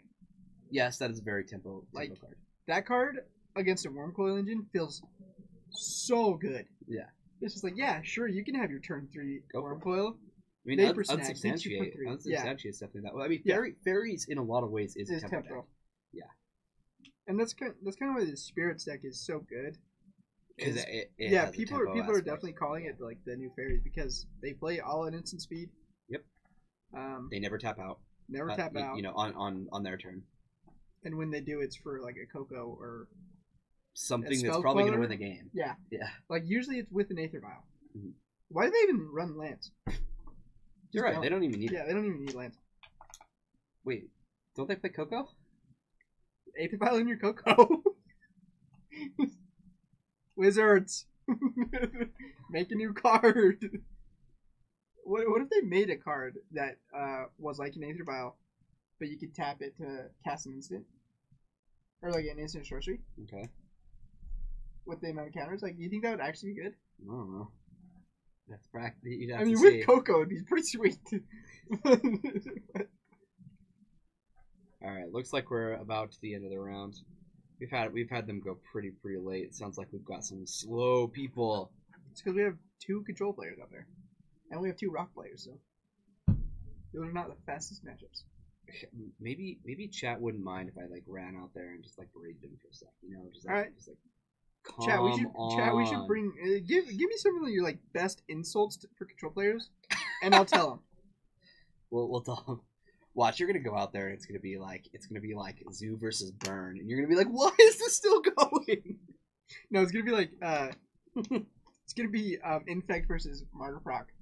It's just like It's just game can't. there's just 4-path exiles in the yard, and like oh, okay. It's gonna be Bogles versus Brain in a jar. Is that an insult for a control player, or are you referring to the card? Sounds like the card. I don't know What? why that'd be an insult. Like why are what are we bringing Help this us up? out here, Benjamin. I'm confused. Sounds like time will just call it, so we got They just full time. hopefully 5 minutes. I don't know. I just work here. I don't know. Oh man, that's how it is every single time somebody's like, Yeah, "Hey, Kyer, so about this event that's coming up," and I'm going, "Dude, I don't know, man. I just work here." Yeah, I was don't just know. standing out in the middle of people, and I'm like looking at a board game. I'm like, wow, is this on sale? And I just say to myself, I'm like, I don't know, I just work here. Like, And then I set it back down, and I'm like, wow, I look like an idiot. you and I don't have too much to do with the board game. No, we don't. So. And like people ask me about these events, and I'm just like, I'm a troll Listen, in man. the back. Listen, man. We just sit in the back room and sort magic cards. So, like, tell me when you come in on a weekday and you see me up front, Yeah, and then you'll know.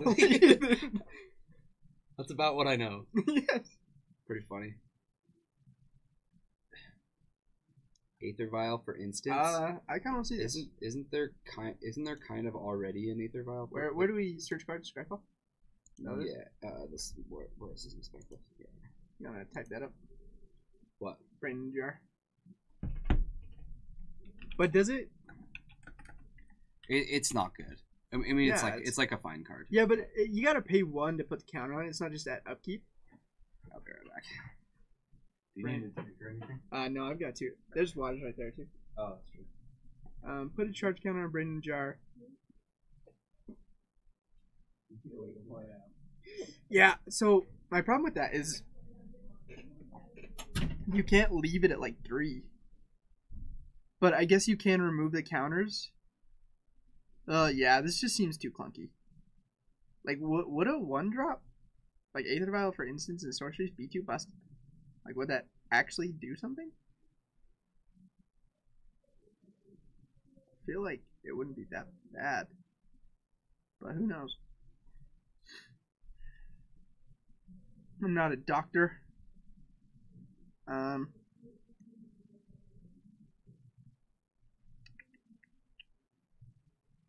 Brain in a jar.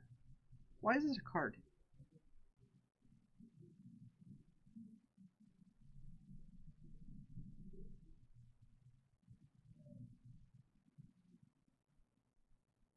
Why is this at a rare? Why is Aether Vial at an uncommon in its first printing?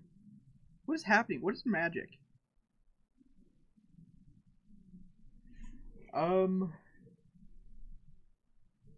Yep. Guess we're just waiting for rounds to come up.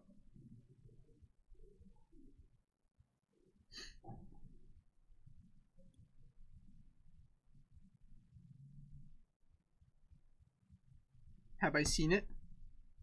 Are we talking the Cackling Drink version, or the Cackling Drake version, or the... we were just actually talking about Mardu version, which is pretty much Mardu Peasymancer, but they play Arclight. So I've seen that one, I've seen Runaway Red, and then I've seen the Cackling Drake version, which is actually what? Who was it? What are we talking about? The Arclight deck. The Blue-Red Phoenix. Second link is better. Hey, Flurry's here. What's up, man? Yeah. Okay. Yeah, we talked about it a little bit. Yeah, so this is pretty sweet. I kind of like the Runaway Red, though. Ooh, Noxious Revival, though. That is pretty spicy. That's kind of gross with, like, I feel like with Noxious Revival, you should always run Thunderous Wrath. Is that what it is? Where you Miracle discard it? That's okay. I understand. That's the hotness, dude. It is the hotness, but it is so adorable. It is. You know what I mean? This deck is adorable, dude. No, it's not. This is like a very, very fine-tuned deck. Like, yeah, it's every slot is important. Mhm. Okay, like the only slot that I could see really changing is maybe the Pyromancer's Ascensions and the Noxious Revivals. Yeah, you could probably change a couple of Izzet Charms, but like I mean, it does have the It's another Faithless. Right. Which in Modern is kind of nuts. Yeah, it's at an instant speed. Yep. Oh, check out this mat this guy has. Yeah, which one? The one on the left or the one on the right? Left, duh. Because I was digging the one on the right. I kind of want to see We've already seen that one. I know, but it's like hand drawn. It's sweet. Unbelievable. And I can't tell if it's like. I thought it was Kaguya from Kaguya? Naruto at first, but it's not. And I'm not sure what it is, but it's sweet. Alright, looks like we're getting updates, guys. Our last round is on its way. We're just about there. Okay, so we're going to have Kelly versus Brian. And we're going to want to watch the second, the table 2, because we have had requests. We had a request to watch some Wizards, and he's going to be playing against Micah. And isn't Micah on a silly deck? No, he's on tokens. It's Black-White tokens. Okay. But usually he's on pretty weird decks. He plays. How does tokens look against Wizards? It should just stomp him. Lingering Soul seems pretty good, huh? Soren is kind of nuts. Okay. And then we've got Brian, who is on Grixis Death Shadow, playing against Kelly, which is Ponza. Ponza versus Shadow, yeah. Okay. So yeah, we're gonna watch this this Black-White tokens versus Wizards, and that's on this table, right? I believe. Yeah. Because we've already watched this person. You know Micah? Which one's Micah? Micah is the one on the left. The left? Yep. Okay. They're both playing like black sleeve. They're both like like the same. They look the same. They have the same sweater on. Yeah, they have the like same all sleeves. All black sleeves, all black shirts. Like black is slimming. Okay. Jeez, give him a break. Slimming? Yeah. Oh man, I need to wear that more often, I guess. Yeah, you were no. Oof! Boom. Yeah. Can we pay some respects in the chat? Because my ego is now dead. Oh yeah. Yep. You kind of left yourself. I did. Words. Stuff. No Delver in this. Delver in Modern is not as good as you think. Think of it this way, Flory. When you're playing Arclight Phoenix, you're playing it because of the resilience of the card. It's kind of like like Bloodghast and like Prized Amalgamant Dredge, where like people remove it and you're just like, okay, yeah, we're just gonna get it back. Creatures, you know, we're just gonna get it back the next turn. Yeah, like it's resiliency. Like a 3-drop 3/3 is not great, but the fact that it comes back every single turn. Right. Is all right. Really good. Let's take a look. So we've got a Godless Shrine coming into play tapped on turn 1 for Micah, and on the Wizard side of things, it's just going to be Wood of Foothills Pass. All right. Strong turn 2. Inquisition Kozilek. What did Foothills Pass with double Delver? Whoa, yeah, you're not kidding. He just wants to. Oh, he wants a second land. He just wants to opt this turn. Oh, okay. Okay, that makes sense. That makes sense. Yeah, so he's gonna take Delver.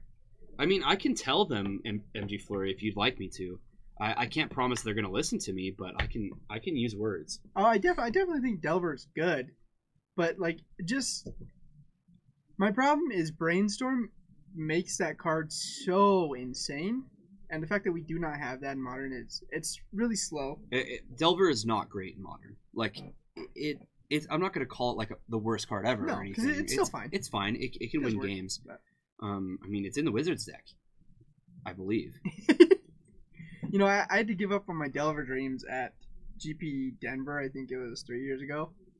I was playing this Teamer Delver, and I just kept losing. So my buddy's like, "Hey, check out this new deck. It's called Death's Shadow." Whoa, never heard of it. Yeah, and he handed it to me, and I think I went 6-3. Okay.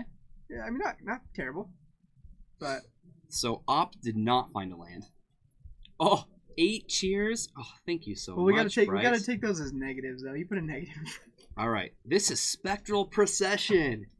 Oh, it's been so long since I've seen this card. What a card! It's so powerful. All right, so you can pay 3 white. I'll scoot over a little bit. Oh, I'm falling off the screen. And he's got the GP Vegas planes. Respect. Sweet. Oh, Tangible Virtue. Here we go. Yeah, here we go. This is not looking great. Sorry, Jordan. Sorry, Jordan. This is too powerful. You're missing land drops. You have to deal with Vigilance, 2/2 Yeah. flyers. There's 3 only of one them. thing that I think could be better that turn. Done. And it was a Sorin. Done. It's really good, just bad against. Yeah. It's like, I mean, it kind of destroys the mid range though. All right, that game was so fast. We haven't missed anything here. That's pretty sad, actually. All right, But, so this is yeah, Black White Tokens is pretty good though. who is this? This is Kelly. Kelly versus Kelly over here on Grixis Death Round? Ponza. Oh. Kelly's on the left. Oh, my bad. Okay, Brian. Yeah, Brian is on Shadow. Shadow. Move that over a little bit, and then we've got the Ponza deck over here. It's Kelly. So let's check out what they're doing. It looks like a Birds of Paradise is going to not a very paradise sounding place. So my thing with Black White Tokens is I'm not sure why it hasn't really popped up again. It's so clunky. It is. It's so clunky. But the fact that the green black X decks have kind of just fallen off. That's the problem. Is that's what they preyed on. No, I feel like that's what they worry about. No, Is because no, Lingering Souls is Lingering Souls terrifying to the mid range decks. I just don't know what black like I can't see a. I feel like Mardu Pyromancer is just better. Maybe. No, I am actually definitely I consider myself a modern player. He's definitely a modern player, Flory. I personally like both formats. I love them both. But I like Legacy more than I like Modern, but I play both. So my only problem with Legacy is Force of Will. I'm not a huge fan of free counter spells. I understand that it's a 2-for-1, but I just think it makes it not. I don't know. I feel like everyone wants to play blue, and I play fair magic. Like I love John. Since Deathrite got banned, it's actually been much more. Yep. I actually feel like Legacy's been more boring since Deathrite got banned. Yeah, I think I had no problem with modern player, but no, don't do it. Yeah, Jordan, the hand was greedy. Yeah, I agree. It was. And Brian's gonna just pick up a quick game here, and we're probably not gonna miss a beat in our other match. Just super fast games for round 4 so far. Yeah, they are just barely picking it up. And perfect timing. So we've already seen 2 games in 5 minutes. This may be a pretty quick night, guys. I mean, has it been 5 minutes? Sorry, I need to update the timer. Yeah, it's been about there. I mean, I guess it really hasn't been quick because our other rounds were terribly slow. But 7 minutes. What are you playing in Legacy, Flory? I think he's a Shadow player. If I remember correctly, yeah. There we go. All right. What have we here? Shock. I'll have a shock land. So Inquisition. This is before land drop number 2. So we're gonna see a response. Flooded Strand's gonna get cracked here. And do you actually think that we're gonna see something cast, like just like an opt or like? I definitely shouldn't cast an opt. I think opt is worse than easy, but this deck has a million lightning bolts in it. Yeah. Dealing a damage a turn plus getting hit by this Delver this turn it's gonna be pretty nasty. Mm-hmm. So my favorite thing about Micah's playstyle is he loves miracles, and you can tell when he draws. Like you can tell he's a miracles player because look, he always checks. Yep. And I think it's hilarious a lot of people got in that habit. Yeah. When Avacyn's Restored that set came out. And I think it's sweet because it's kind of scary when you see those like miracles players just pick it up and put it in their hand because it's like, did you check? This is devastating for Micah though because he has so many good things going on in his hand right now and he just doesn't have the mana to cast them. I mean, Spectral Procession would probably be the top thing he'd want to do. Is that not a Courtyard in his hand? He has a Zealous Persecution. I thought that was a Courtyard in. Did he have it? Did he? No, he would have played it, right? Oh, for sure. If he had it, I see a Path to Exile. Looks like that's going to be the plan here. I do not see a land. Oh yeah, that's a bummer. I really do like Charter Course. We were actually talking about Charter Course earlier. I think it's a sweet card.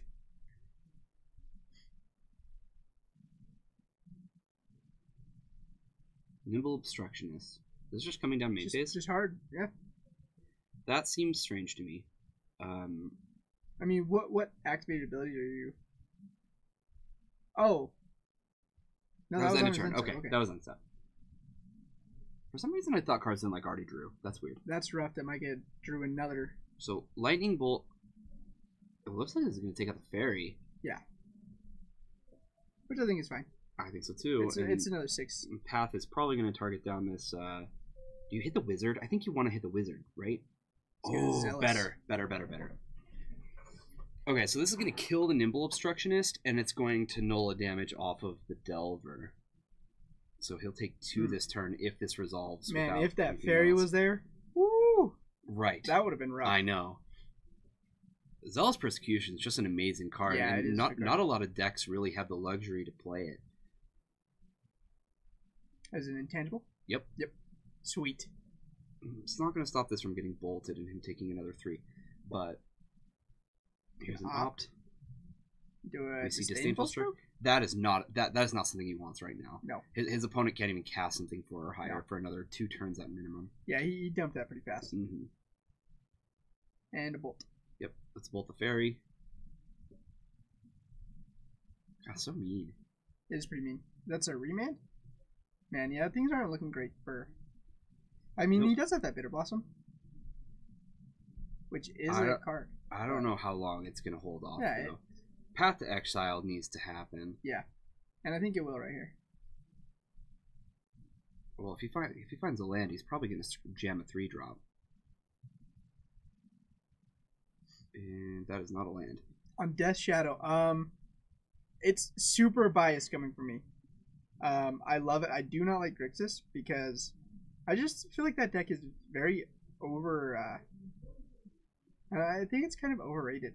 Like, it's definitely good, but I just feel like I'm also a huge fan of like Grimflayer, the Grimflayer version, but I just don't think that the Grixis deck is as great as like other kind of tempo-y decks like Spirits. But I do like Death Shadow. I think it's sweet. So while Cardson's tapped out, he uses the opportunity to Fatal Push the Insectile Aberration. And now here's 2 from Snapcaster. I think I would have pathed. You're getting to a life total that just a couple bolts and you're dead. I don't think you can take the 2 there. Yeah, he had the Path to Exile. He could have cast it. Or did he? Yeah, he did. Yeah, this is going to get remanded, and this just feels super, super bad.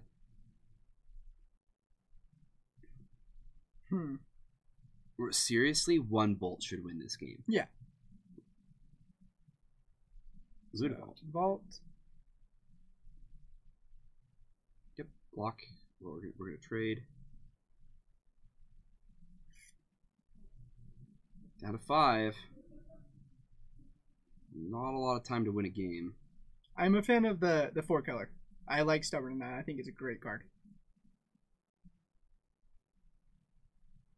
And I also play Shadow and Legacy. Remand so that's why 2. that's why it's a little biased for me.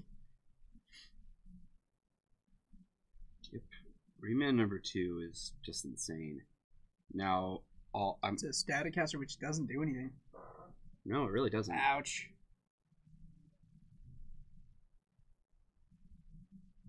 What?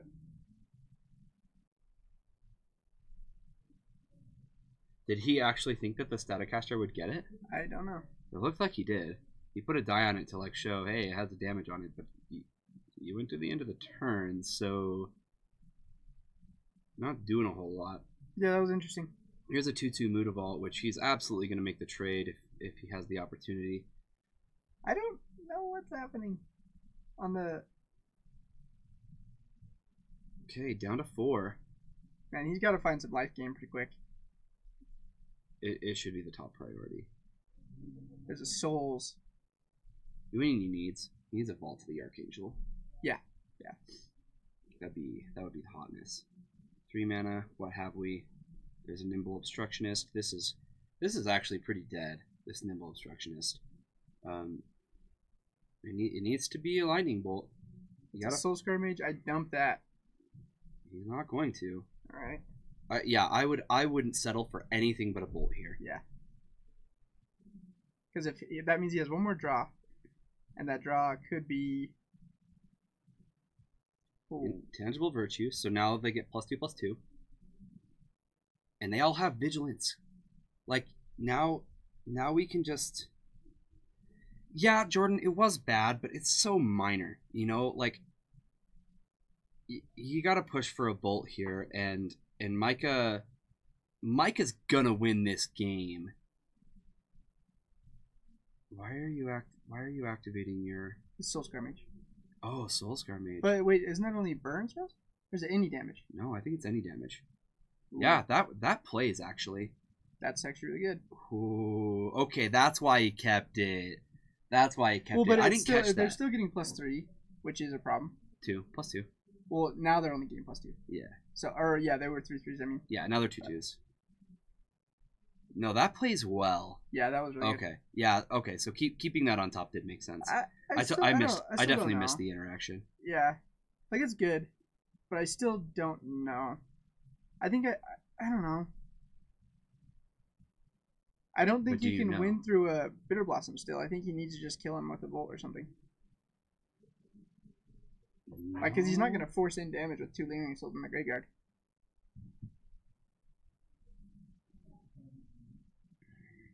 And then now Mikey can activate the Shambling Vent. He's at 2. Mike is at...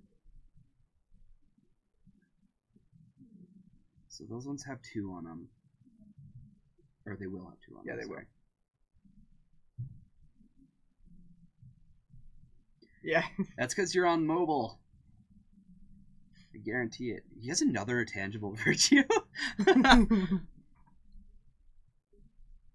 Yeah, Path to Exile makes sense. He's gonna respond to that.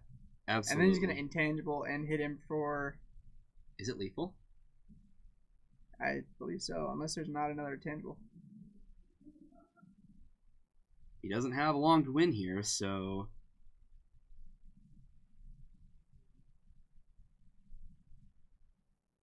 Yeah, now he is. Yeah, that's another intangible. Jeez Louise. Oh man. That does not feel good. Flurry, he can't live 2 more turns. If his strategy is just to survive, Shambling Vents can just attack at any time. So I don't like the let's sit here and try to survive. That's it. Yeah, he's showing him. Alright, yeah, you got it. Black White Tokens takes down Wizards 2-0, and we're gonna jump over to our other match. Who this looks over. Yeah, it is over. Trinisphere. We finished our 4th round in like 18 minutes. Yikes. My list is pretty simple. You want to scroll up? There's a question about my list, and what is different about my list? What is different about my shadow list and your shadow list? I don't know anything about your shadow list. My legacy shadow? You just played the standard shadow list, I thought. It's pretty yeah. I mean, I think it might be right there.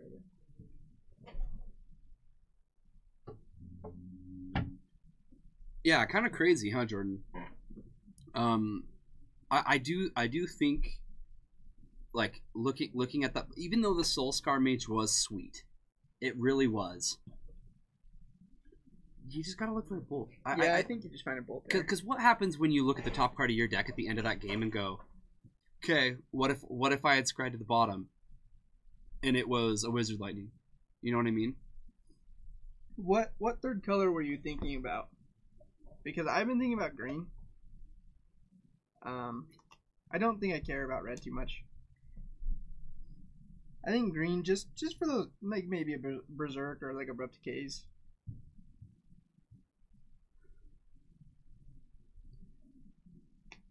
Are we gonna end the stream, or are we gonna talk about Death Shadow for a while? I'm fine talking about Death Shadow.